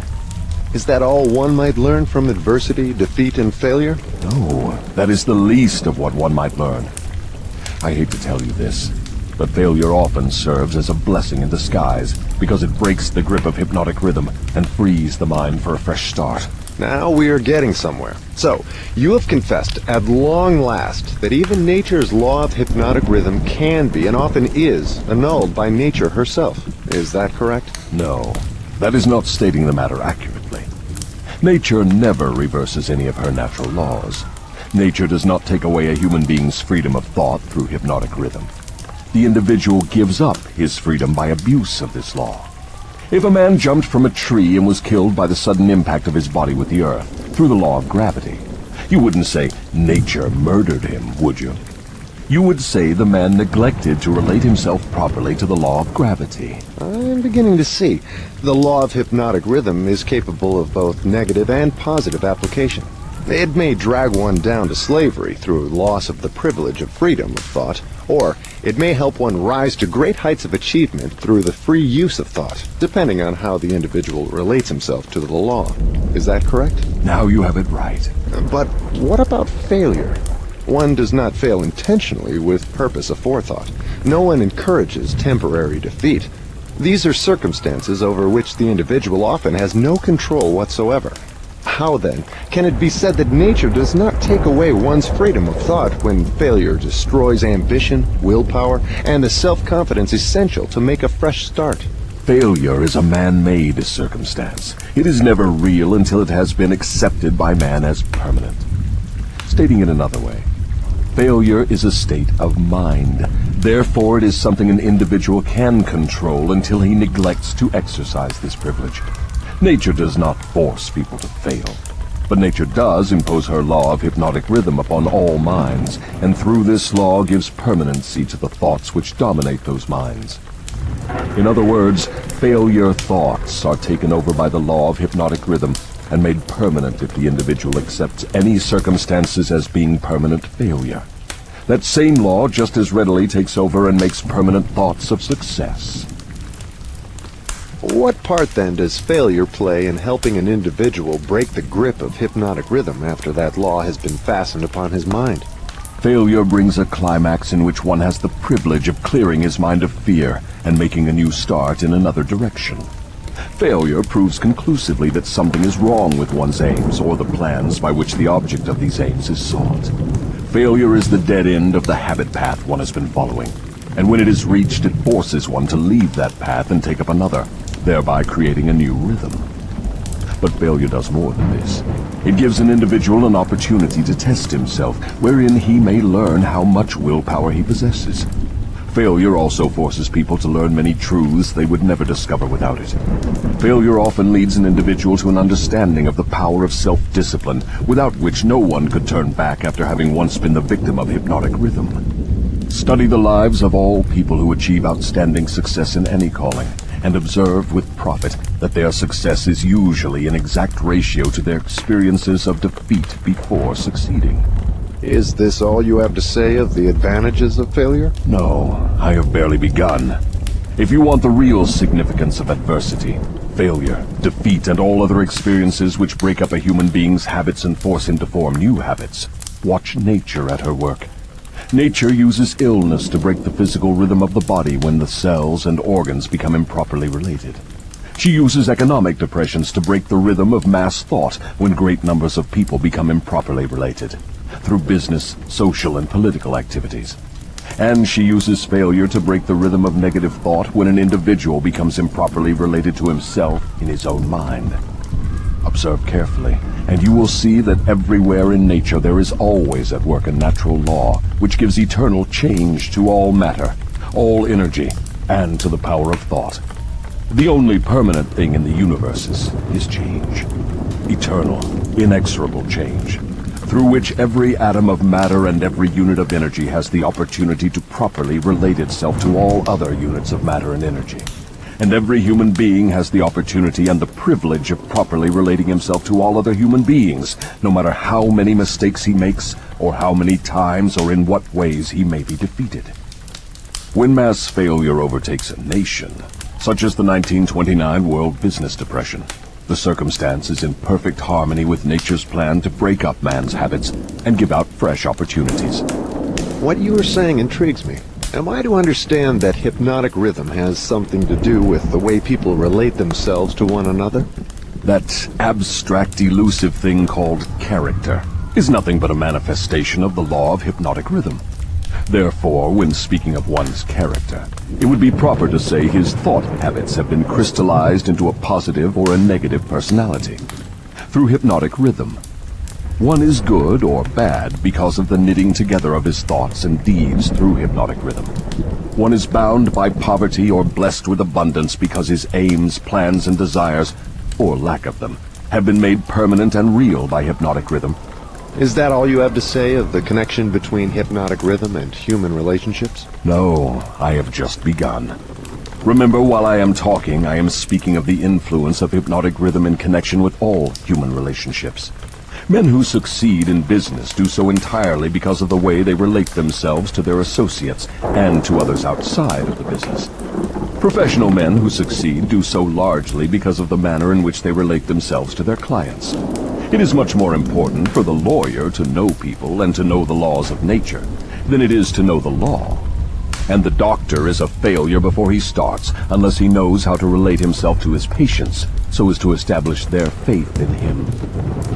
Marriage succeeds or fails entirely because of the manner in which the participants relate themselves to one another.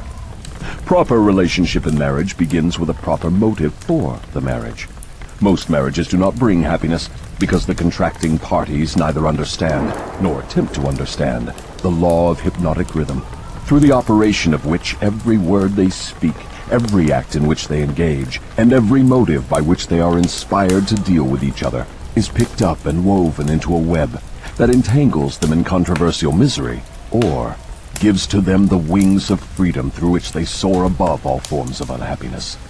Every newly made acquaintanceship between people ripens into friendship and then into spiritual harmony, sometimes called love, or plants a germ of suspicion and doubt which evolves and grows into open rebellion, according to the way in which the participants in the acquaintanceship relate themselves to one another. Hypnotic rhythm picks up the dominating motives, aims, purposes, and feelings of the contacting minds, and weaves these into some degree of faith or fear, love or hatred. After the pattern has taken definite shape, as it does with time, it is forced upon the contacting minds and made a part thereof. In this silent way does nature make permanent the dominating factors of every human relationship. In every human relationship, the evil motives and the evil deeds of the contacting individuals are coordinated and consolidated into definite form and subtly woven into that all-important human trait known as character. In the same manner, the motives and the deeds of good are consolidated and forced upon the individual. You see, therefore, it is not only one's deeds, but also one's very thoughts which determine the nature of all human relationships. You are leading into pretty deep water. Let's keep it near the shore, where I can follow you without fear of getting beyond a safe depth. Go ahead and tell me how this subject of human relationships actually works in the current affairs of a problem-filled world such as we have today. That is a happy thought. But let me make sure you understand the principles I am telling about, before I try to show you how to apply them in the affairs of life. I wish to be sure you understand that the law of hypnotic rhythm is something that no one can control, influence, or evade. But everyone can relate himself to this law so as to benefit by its inexorable operation. Harmonious relationship with the law consists entirely of the individual changing his habits so they represent the circumstances and the things the individual wants and is willing to accept. No one can change the law of hypnotic rhythm any more than one can change the law of gravity, but everyone can change himself. Remember, therefore, in all the discussion of this subject, that all human relationships are made and maintained by the habits of the individuals related. The law of hypnotic rhythm plays only the part of solidifying the factors which constitute human relationships, but it does not create those factors. Before we go further with the discussion of human relationships, I want you to get a clear understanding of the subconscious mind. The term subconscious mind represents a hypothetical physical organ which has no actual existence. The mind of man consists of universal energy, some call it infinite intelligence, which the individual receives, appropriates, and organizes in definite thought forms through the network of intricate physical apparatus known as a brain. These thought forms are replicas of various stimuli which reach the brain through the 5 commonly known physical senses, and the 6th sense, which is not so well known. When any form of stimuli reaches the brain and takes the definite shape of thought, it is classified and stored away in a group of the brain cells known as the memory group. All thoughts of a similar nature are stored together, so that the bringing forth of one leads to easy contact with all its associates. The system is very similar to the modern office filing cabinet, and it is operated in a similar manner. The thought impressions with which one mixes the greatest amount of emotion or feeling are the dominating factors of the brain because they are always near the surface, at the top of the filing system, so to speak, where they spring into action voluntarily the moment an individual neglects to exercise self-discipline. These emotion-laden thoughts are so powerful, they often cause an individual to rush into action and indulge in deeds which have not been submitted to or approved by his reasoning faculty. These emotional outbursts usually destroy harmony in all human relationships. The brain often brings together combinations of emotional feelings so powerful they completely set aside the control of the reasoning faculty. On all such occasions, human relationships are apt to be lacking in harmony. Through the operation of the 6th sense, the brain of a human being may contact the filing cabinet of other brains and inspect at will whatever thought impressions are on file there. The condition under which one person may contact and inspect the filing cabinet of another person's brain is generally known as harmony. But you may better understand what is meant if I say brains attuned to the same rate of thought vibrations can easily and quickly exercise the privilege of entering and inspecting each other's filing cabinets of thoughts. In addition to receiving organized thoughts from the filing cabinets of other brains through the sixth sense, one can, through this same physical organ, contact and receive information from the universal storehouse known as infinite intelligence. All information reaching one's brain through the sixth sense comes from sources not easily isolated or traced. Therefore, this sort of information is generally believed to come from one's subconscious mind.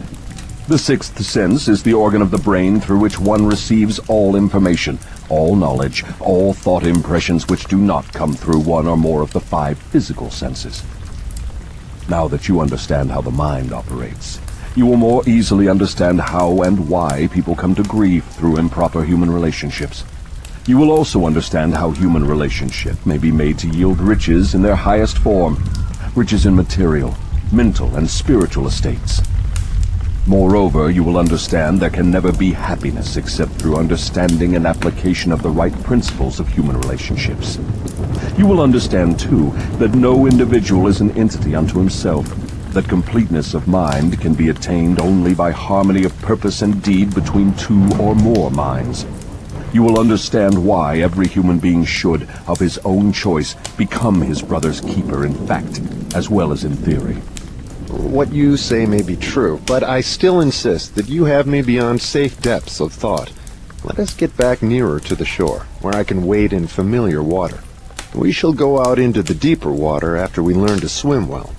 We started out to discuss the subject of how to profit by adversity, but it seems we have drifted somewhat afield from that subject. We have detoured, but we have not drifted. The devil never drifts. The detour was necessary in order that you might be prepared to understand the most important part of this entire interview. We are now ready to get back to the discussion of the subject of adversity.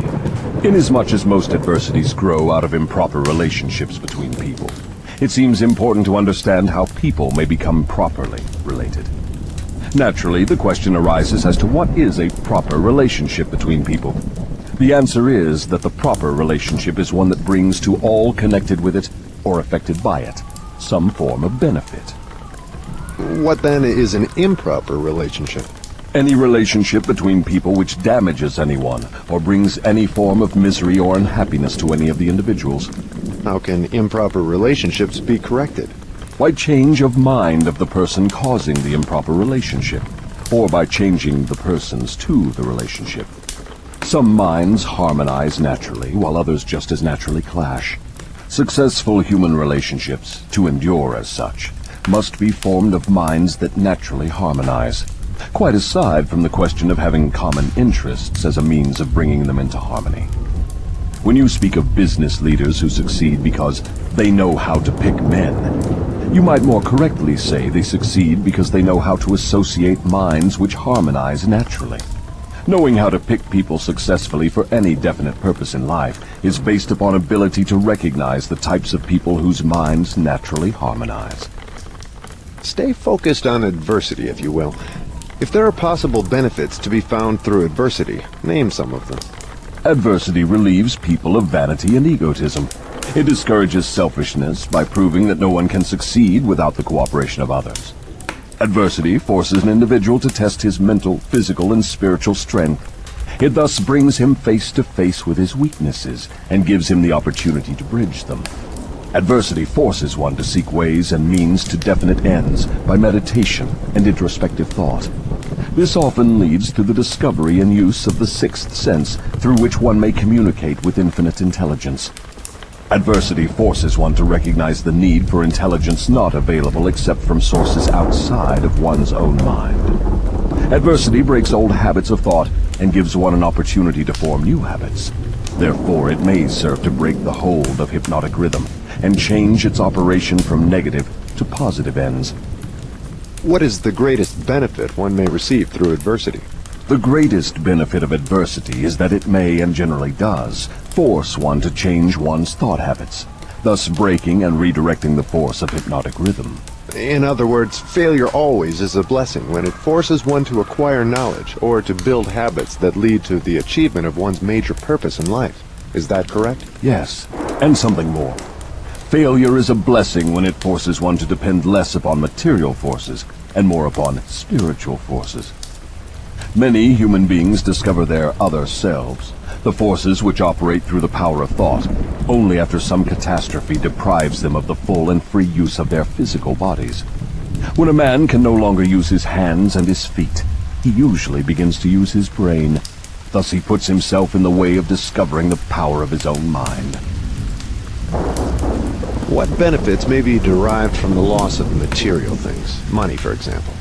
The loss of material things may teach many needed lessons. None greater, however, than the truth that man has control over nothing and has no assurance of the permanent use of anything except his own power of thought. I wonder if this is not the greatest benefit available through adversity. No. The greatest potential benefit of any circumstance, which causes one to make a fresh start, is that it provides an opportunity to break the grip of hypnotic rhythm and set up a new set of thought habits. New habits offer the only way out for people who fail. Most people who escape from the negative to the positive operation of the law of hypnotic rhythm do so only because of some form of adversity, which forces them to change their thought habits. Isn't adversity apt to break one's self-reliance and cause one to give up hope? It has that effect on those whose willpower is weak through long-established habits of drifting. It has the opposite effect on those who have not been weakened through drifting. The non-drifter meets with temporary defeat and failure, but his reaction to all forms of adversity is positive. He fights instead of giving up, and usually wins. Life gives no one immunity against adversity, but life gives to everyone the power of positive thought, which is sufficient to master all circumstances of adversity and convert them into benefits. The individual is left with the privilege of using or neglecting to use his prerogative right to think his way through all adversities. Every individual is forced either to use his thought power for the attainment of definite positive ends, or by neglect or design, use this power for the attainment of negative ends. There can be no compromise, no refusal to use the mind. The law of hypnotic rhythm forces every individual to give some degree of use, either negative or positive, to his mind. But it does not influence the individual as to which use he will make of his mind. Am I to understand from what you say that every adversity is a blessing? No, I did not say that. I said there is the seed of an equivalent advantage in every adversity. I did not say there was the full-blown flower of advantage, just the seed. Usually the seed consists of some form of knowledge, some idea or plan, or some opportunity which would not have been available except through the change of thought habits forced by the adversity. Are those all the benefits available to human beings through failure? No. Failure is used by nature as a common language in which she chastises people when they neglect to adapt themselves to her laws. For example, the World War was man-made and destructive. Nature planted in the circumstances of the war the seed of an equivalent reprimand in the form of a world depression. The depression was inevitable and inescapable. It followed the war as naturally as day follows night, and by the operation of the selfsame law, the law of hypnotic rhythm. Am I to understand that the law of hypnotic rhythm is the same as that which Ralph Waldo Emerson called the law of compensation? The law of hypnotic rhythm is the law of compensation. It is the power with which nature balances negative and positive forces throughout the universes, in all forms of energy, in all forms of matter, and in all human relationships. Does the law of hypnotic rhythm operate quickly in all instances? For example, does this law immediately bless one with the benefits of positive application of thoughts, or curse one immediately with the results of negative thoughts? The law operates definitely, but not always swiftly. Both the benefits and the penalties incurred through the law by individuals may be harvested by others, either before or after their death. Observe how this law works by forcing upon one generation of people the effects of both the sins and the virtues of preceding generations. In the operation of all of nature's laws, the fourth dimension, time, is an inexorable factor. The length of time consumed by nature in the relation of effects to their causes depends in every instance on the circumstances at hand. Nature grows a pumpkin in 3 months. A good-sized oak tree requires 100 years. She converts a hen's egg into a chicken in 4 weeks, but she requires 9 months to convert the egg of a human being into an individual. I now have a better understanding of the potentialities of adversity and failure. You may go ahead now with your description of the next of the 7 principles. What is your next principle? The next principle is environmental influence. Go ahead and describe the working principle of environmental influences as a determining factor in human destinies. Environment consists of all the mental, spiritual, and physical forces which affect and influence human beings. What connection, if any, is there between environmental influences and hypnotic rhythm? Hypnotic rhythm solidifies and makes permanent the thought habits of human beings. Thought habits are stimulated by environmental influences. In other words, the material on which thoughts are fed comes from one's environment. Thought habits are made permanent by hypnotic rhythm. What is the most important part of one's environment? The part which determines, more than all others, whether an individual makes positive or negative use of his mind? The most important part of one's environment is that created by his association with others. All people absorb and take over, either consciously or unconsciously, the thought habits of those with whom they associate closely. Do you mean by this that constant association with a person whose thought habits are negative influences one to form negative thought habits? Yes. The law of hypnotic rhythm forces every human being to form thought habits which harmonize with the dominating influences of his environment, particularly that part of his environment created by his association with other minds. Then it is important that one select one's close associates with great care. Yes. One's intimate associates should be chosen with as much care as one chooses the food with which he feeds his body, with the object always of associating with people whose dominating thoughts are positive, friendly, and harmonious. Which class of associates has the greatest influence upon one? One's partner in marriage and in the home, and one's associates in his occupation. After that come close friends and acquaintances. Casual acquaintances and strangers have but little influence on one. Why does one's partner in marriage have so great an influence upon one's mind? Because the relationship of marriage brings people under the influence of spiritual forces of such weight that they become dominating forces of the mind. How may environmental influences be used to break the grip of hypnotic rhythm? All influences which establish thought habits are given permanency through the law of hypnotic rhythm. One may change the influences of his environment so that the dominating influences are either positive or negative, and the law of hypnotic rhythm will make them permanent unless they are changed through one's habits of thought. Stating this truth in another way, one may submit himself to any environmental influence desired, whether positive or negative, and the law of hypnotic rhythm will make the influence permanent when it assumes the magnitude of thought habit. Is that the way the law works? That is correct. Be careful of all forces which inspire thought. Those are the forces which constitute environment and determine the nature of one's earthly destiny. What class of people controls their environmental influences? The non-drifters. All who are victims of the habit of drifting forfeit their power to choose their own environment. They become the victims of every negative influence of their environment. Is there no way out for the drifter? Is there no method by which he may submit himself to the influence of a positive environment? Yes, there is a way out for drifters. They can stop drifting, take possession of their own minds, and choose an environment which inspires positive thought. This they may accomplish through definiteness of purpose.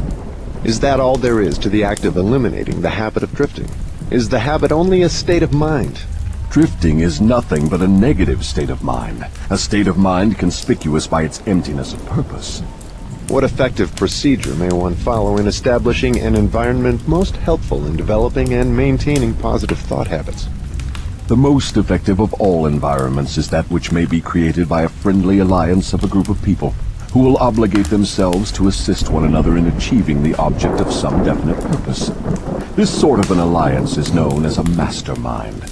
Through its operation, one may associate himself with carefully chosen individuals, each of whom brings to the alliance some knowledge, experience, education, plan, or idea suited to his needs in carrying out the object of his definite purpose. The most successful leaders in all walks of life avail themselves of this sort of made-to-order environmental influence. Outstanding achievement is impossible without the friendly cooperation of others. Stating the truth in another way, successful people must control their environment, thereby ensuring themselves against the influence of a negative environment. What of people whose duty to relatives makes it impossible for them to avoid the influence of a negative environment? No human being owes another any degree of duty which robs him of his privilege of building his thought habits in a positive environment. On the other hand, every human being is duty-bound to himself to remove from his environment every influence which even remotely tends to develop negative thought habits. Isn't this a cold-blooded philosophy? Only the strong survive. No one can be strong without removing himself from all influences which develop negative thought habits. Negative thought habits result in the loss of the privilege of self-determination, no matter what or who may cause those habits. Positive thought habits may be controlled by the individual and made to serve his aims and purposes. Negative thought habits control the individual and deprive him of the privilege of self-determination. I deduce from all you have said that those who control the environmental influences out of which their thought habits are built are masters of their earthly destinies, and that all others are mastered by earthly destinies. Is that stating the matter correctly? Perfectly stated. What establishes one's thought habits? All habits are established because of inherent or acquired desires, or motives. That is, habits are begun as the result of some form of definite desire. What takes place in the physical brain while one is forming thought habits? Desires are organized impulses of energy, called thoughts. Desires that are mixed with emotional feeling magnetize the brain cells in which they are stored and prepare those cells to be taken over and directed by the law of hypnotic rhythm. When any thought appears in the brain or is created there, and is mixed with keen emotional feeling of desire, the law of hypnotic rhythm begins at once to translate it into its physical counterpart. Dominating thoughts, which are acted upon first by the law of hypnotic rhythm, are those with which are mixed the strongest desires and the most intense feelings. Thought habits are established by the repetition of the same thoughts. What are the most impelling basic motives or desires which inspire thought action? The 10 most common motives, those which inspire most of one's physical action, are these. The desire for sex expression and love, the desire for physical food, the desire for spiritual, mental, and physical self-expression, the desire for perpetuation of life after death, the desire for power over others, the desire for material wealth, the desire for knowledge, the desire to imitate others, the desire to excel others, the 7 basic fears. These are the dominating motives which inspire the majority of all human endeavors. What about the negative desires, such as greed, envy, avarice, jealousy, anger? Are these not expressed more often than any of the positive desires? All negative desires are nothing but frustrations of positive desires. They are inspired by some form of defeat, failure, or neglect by human beings to adapt themselves to nature's laws in a positive way. That's a new slant on the subject of negative thoughts. If I correctly understand what you have said, all negative thoughts are inspired by one's neglect or failure to adapt oneself harmoniously to nature's laws. Is that correct? That is exactly correct. Nature will not tolerate idleness or vacuums of any sort. All space must be and is filled with something. Everything in existence, of both a physical and a spiritual nature, must be and is constantly in motion. The human brain is no exception. It was created to receive, organize, specialize, and express the power of thought. When the individual does not use the brain for the expression of positive, creative thoughts, nature fills the vacuum by forcing the brain to act upon negative thoughts. There can be no idleness in the brain. Understand this principle, and you will come into a new and important understanding of the part environmental influences take in the lives of human beings. You will better understand also how the law of hypnotic rhythm operates, it being the law which keeps everything and everyone constantly moving through some form of expression of either negative or positive principles. Nature is not interested in morals as such. She is not interested in right and wrong. She is not interested in justice and injustice. She is interested only in forcing everything to express action according to its nature. That is an enlightening interpretation of nature's ways. To whom may I turn for corroboration of your claims? To men of science, to the philosophers, to all accurate thinkers. Lastly, to the physical manifestations of nature herself. Nature has no such thing as dead matter.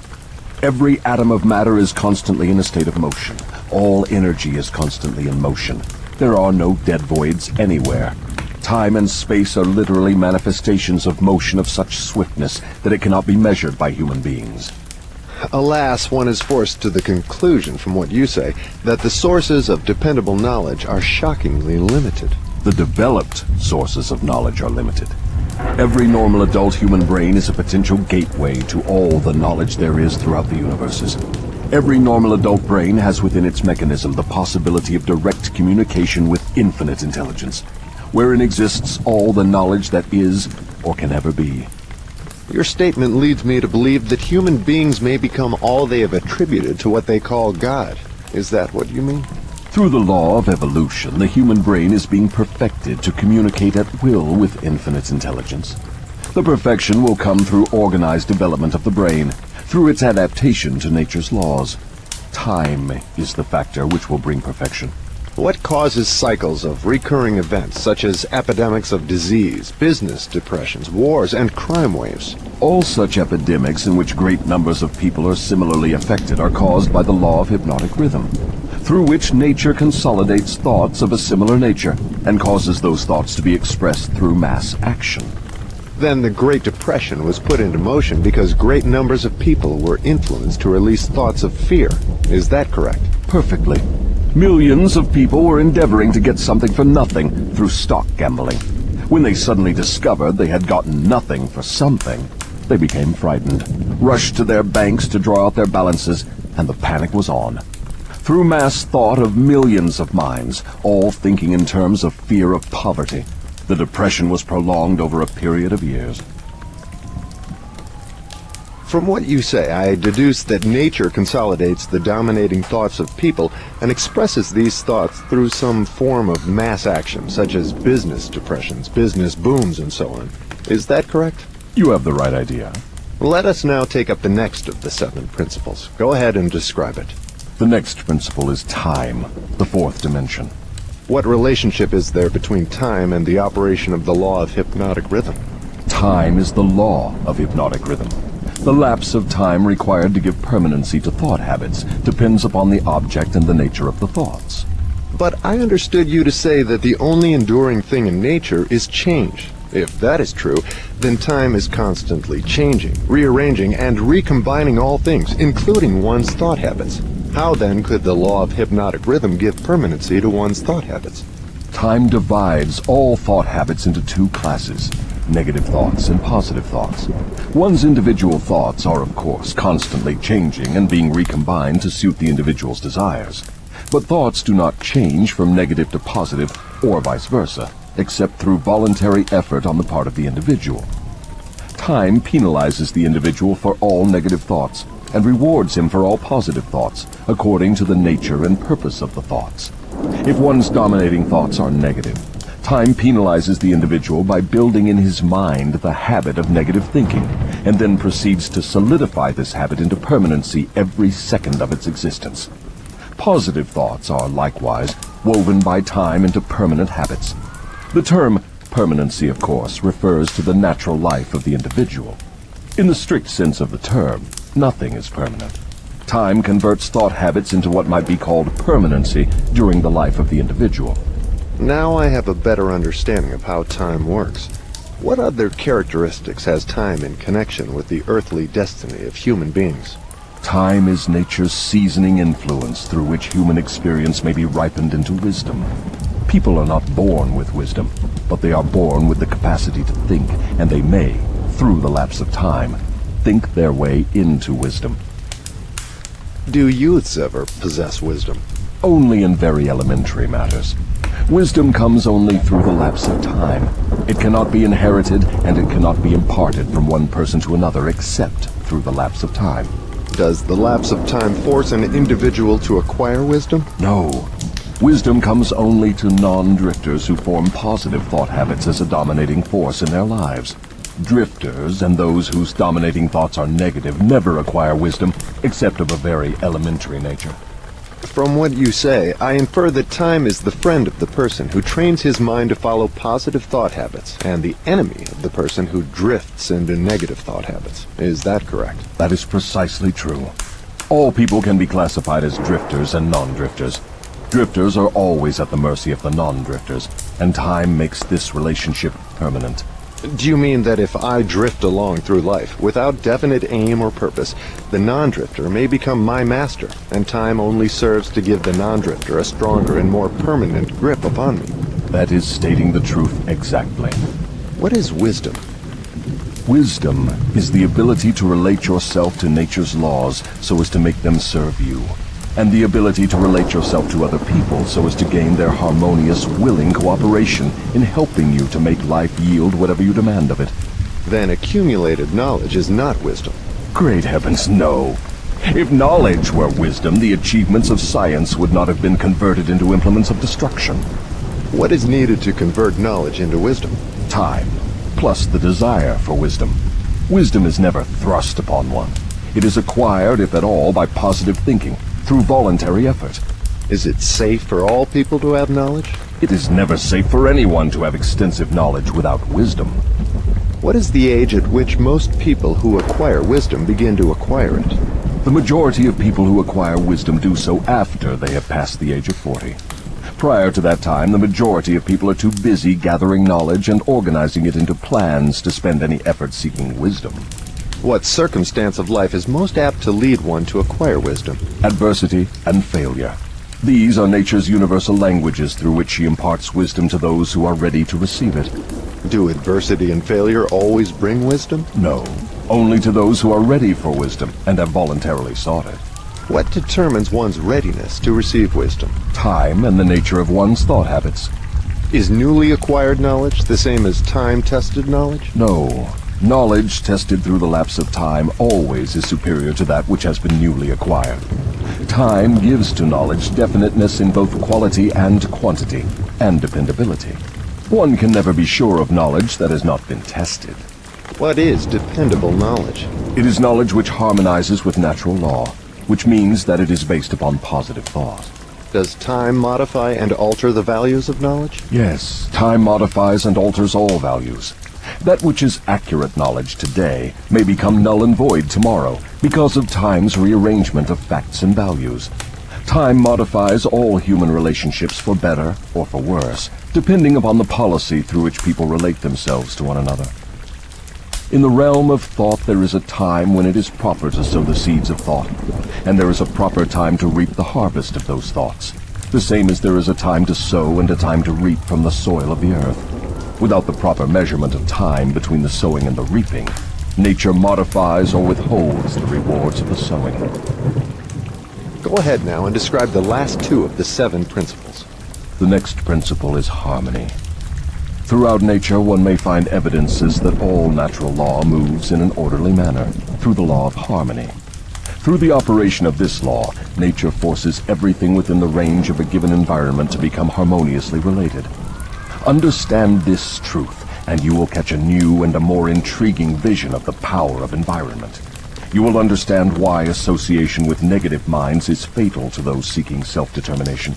Do you mean that nature voluntarily forces human beings to harmonize with the influences of their environment? Yes, that is true.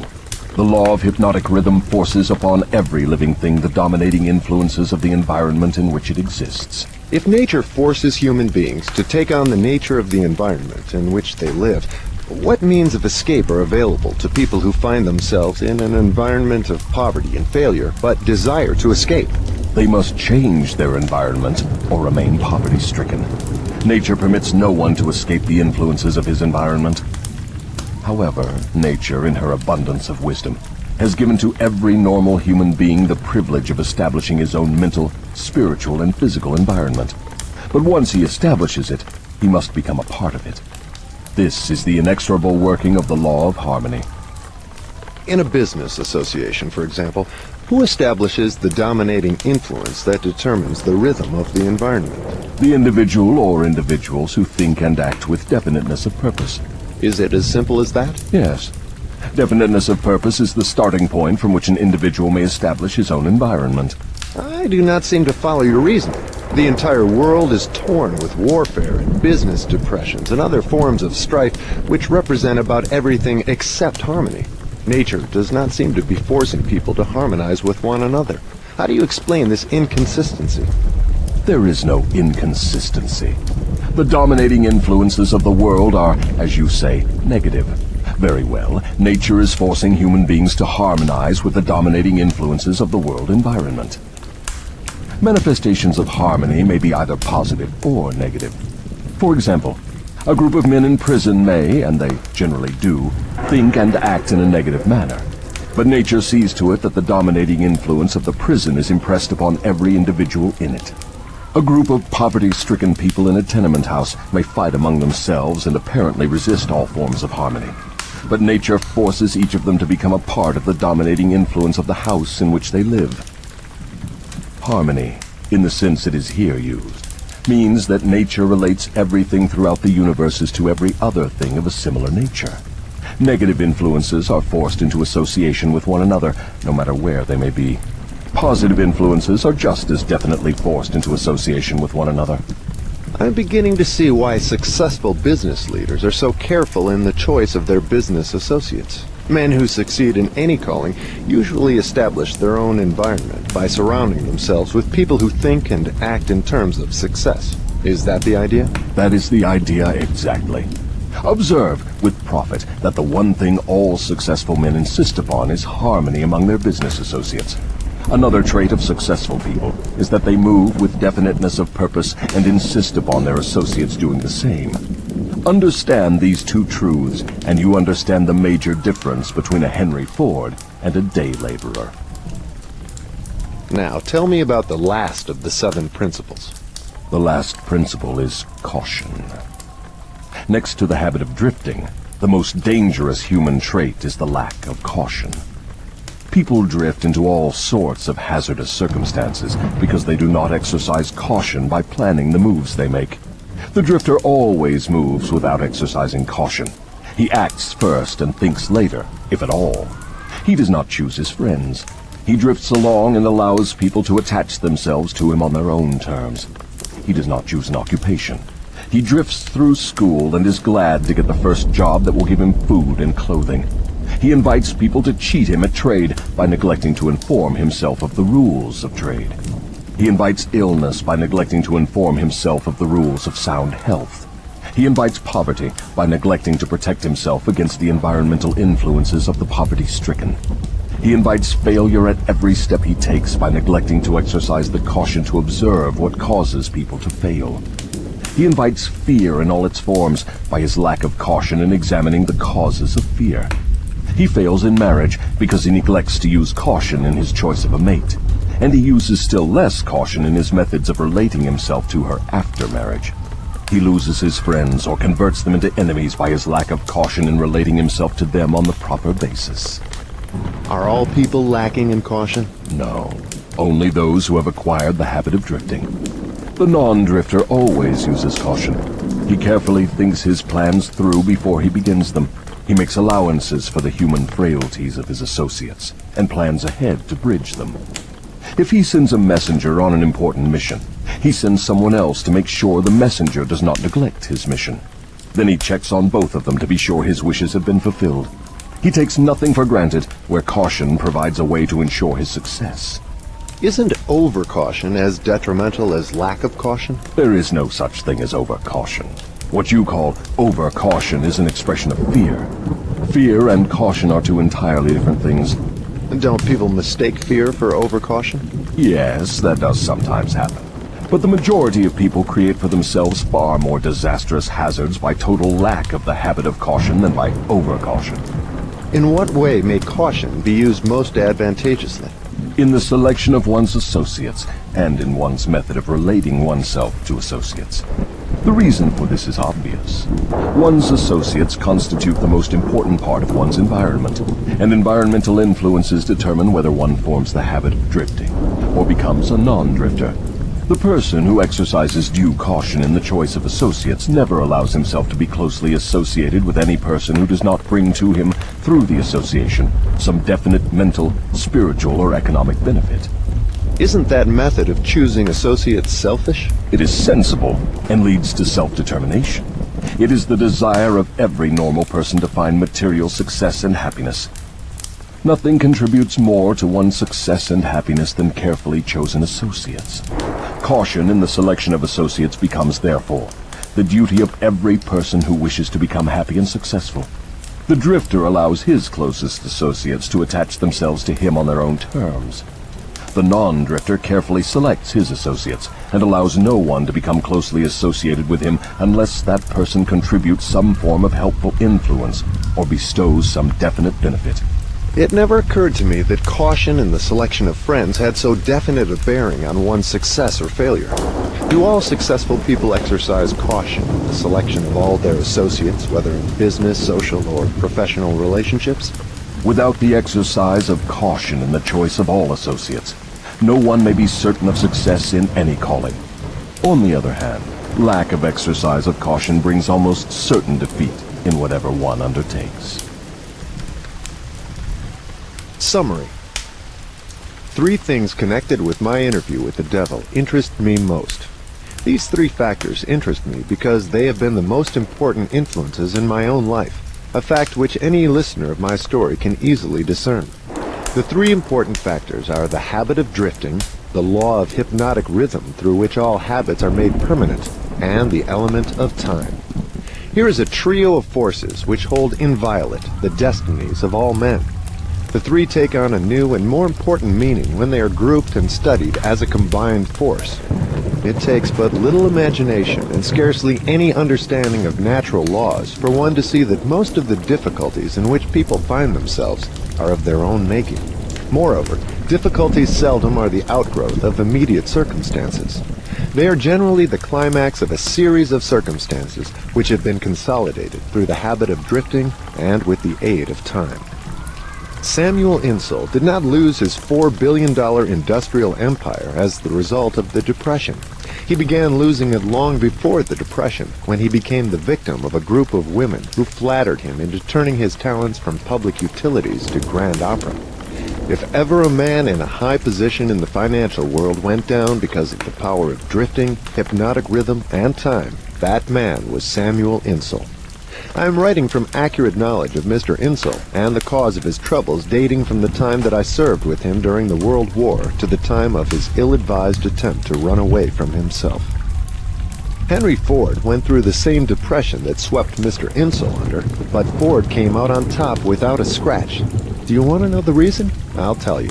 Ford has the habit of not drifting on any subject. Time is Ford's friend, because he has formed the habit of using it in a positive, constructive manner with the aid of thoughts of his own making, woven into plans of his own creation.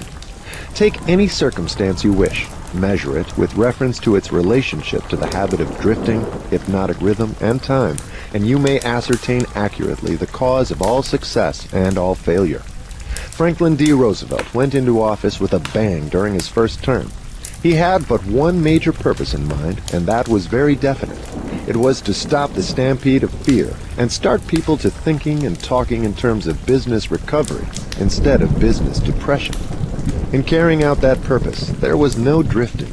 The forces of the entire nation were consolidated and moved as one to help carry out the president's definite purpose. For the first time in the history of America, the newspapers of all political leanings, the churches of all denominations, the people of all races and colors, and the political organizations of all brands united themselves into one stupendous power for the sole purpose of helping the president restore faith and normal business relationships in the country. In a conference held between the president and a group of emergency advisors a few days after he went into office, I asked him what was his major problem. He replied, "It is not a question of majors and minors. We have but one problem, and that is to stop fear and supplant it with faith." Before the end of his first year in office, the president had stopped fear and supplanted it by faith, and the nation was slowly but surely on the way out of the jungle of depression. By the end of his first term, mark well the element of lapse of time, the president had so effectively consolidated the forces of American business and private life that he had an entire nation in back of him, ready, willing, and enthusiastically desirous of following his lead, no matter which way he went. These are facts well known to everyone who reads newspapers or listens to the radio. Then came another presidential election and the opportunity for the people to express their faith in their leader. They expressed it in a landslide without precedent in American politics, and the president went into office a second time with an almost unanimous electorate vote, with only 2 states meekly dissenting. Now observe how the wheel of life began to reverse itself and turn back in the other direction. The president changed his policy from definiteness of purpose to indefiniteness and drifting. His change of policy split the powerful labor group and turned more than half of it against him. It split the almost solid following he held in both houses of Congress, and more important than all this, it split the American people into pro and anti groups, with the result that about all the president had left of his original political assets was his $1 million smile and his ready handshake. Obviously, not enough to enable him to regain the power he once wielded in American life. Here, then, we have an excellent example of a man who skyrocketed to great power through definiteness of purpose and belly flop to the starting point by his habit of drifting. In both his rise and his fall can be seen clearly the operation of the principles of drifting and non-drifting reaching a climax through the power of hypnotic rhythm and time. All my life, the devil had a dramatic story to tell of his dealings with me. He saw me drift in and out of scores of business opportunities for which many would have given a king's ransom. He saw me drifting in my policy of relating myself to others, particularly in my lack of caution in business dealings. The circumstance which saved me from fatal control of the law of hypnotic rhythm was the definiteness of purpose with which, at long last, I dedicated my entire life to the organization of a philosophy of individual achievement. I drifted at one time or another on all my minor whims and endeavors, but my drifting was offset by my major purpose, which was sufficient to restore my courage and start me once more in the quest of knowledge every time I was defeated in connection with my minor aims. I learned something of the hazardous nature of the habit of drifting while engaged in analyzing more than 25,000 people in connection with the organization of the law of success. These analyses showed that only 2 out of every 100 have a definite major aim in life. The other 98 were caught by the habit of drifting. It seems more than a coincidence that my analyses clearly corroborated the devil's claim that he controls 98 out of every 100 people because of their habit of drifting. Looking back over my own career, I can see clearly that I could have avoided the majority of the temporary defeats with which I met if I had been definitely following a plan for the attainment of my major purpose in life. From my experience in having analyzed the problems of more than 5,000 families, I know definitely that the majority of married people who get out of harmony with each other do so because of the accumulation of a great number of little circumstances in their married relationship, which could have been cleared up and disposed of as they arose if there had been a definite policy to do so. They do not live their married life with definiteness of purpose. So the story has gone, all back down the ages. The man with the most definite plan and purpose and the most power rides on to victory. The others scurry for cover and get crushed under the heels of those who are more determined. The answer is not hard to find. There is no use looking toward high heaven for it. For my part, I would prefer to seek the answer from the devil, for he would tell me quickly enough that victory goes to the people who know what they want and are determined to have it. They have mastered the habit of drifting. They have definite policies, definite plans, and definite objectives. Their opposition, which may outnumber them very greatly, has no chance against them, because the opposition has no plan, no purpose, no policy, except that of drifting along, hoping that something may turn up to help them. In those 3 brief sentences, you have the sum and the substance of the difference between success and failure, power and lack of it. We come now near to the end of our visit through this book. If we were to try to state in one brief sentence the most important part of that which I have tried to convey through the book, it would be something like this. One's dominating desires can be crystallized into their physical equivalents through definiteness of purpose, backed by definiteness of plans, with the aid of nature's law of hypnotic rhythm and time. There you have the positive phase of the philosophy of individual achievement I've tried to describe through this book, brought down to an irreducible minimum of brevity and simplicity. If you expand the philosophy for the purpose of adapting it to the circumstances of life, you find that it is as broad as life itself, that it covers all human relationships, all human thoughts, aims, and desires. So here we are, at the end of the strangest of all the thousands of interviews I have had with the great and the near great, over a period of 50 years of labor in my search for the truths of life that lead to happiness and economic security. How strange indeed that after having had active cooperation from men such as Carnegie, Edison, and Ford, I should have been compelled, finally, to go to the devil for a working knowledge of the greatest of all the principles uncovered in my quest for truth. How strange that I was forced to experience poverty and failure and adversity in 100 forms before being given the privilege of understanding and using a law of nature which softens the thrust of these wicked weapons or wipes them out altogether. But the strangest of all this dramatic experience which life has provided me is the simplicity of the law through which, if I had understood it, I could have transmuted my desires into substantial form without having to undergo so many years of hardship and misery. I find now, at the end of my interview with the devil, that I had been carrying in my own pockets the matches with which the fires of adversity were being touched off. And I find, too, that the water with which those fires were finally extinguished was at my command in great abundance. I searched for the philosopher's lodestone with which failure may be converted into success, only to learn that both success and failure are the results of day-to-day evolutionary forces through which dominating thoughts are pieced together bit by bit and woven into the things we want or the things we do not want, according to the nature of those thoughts. How unfortunate that I did not understand this truth from the time that I reached the age of reason, for if I had understood it then, I might have been able to go around some of the hurdles I've been forced to jump as I walked through the valley of the shadow of life. The story of my interview with the devil is now in your hands. The benefits you will receive from it will be in exact proportion to the thought it inspires in you. To benefit from listening to the interview, you need not agree with every portion of it. You have only to think and to reach your own conclusions concerning every part of it. How reasonable that is.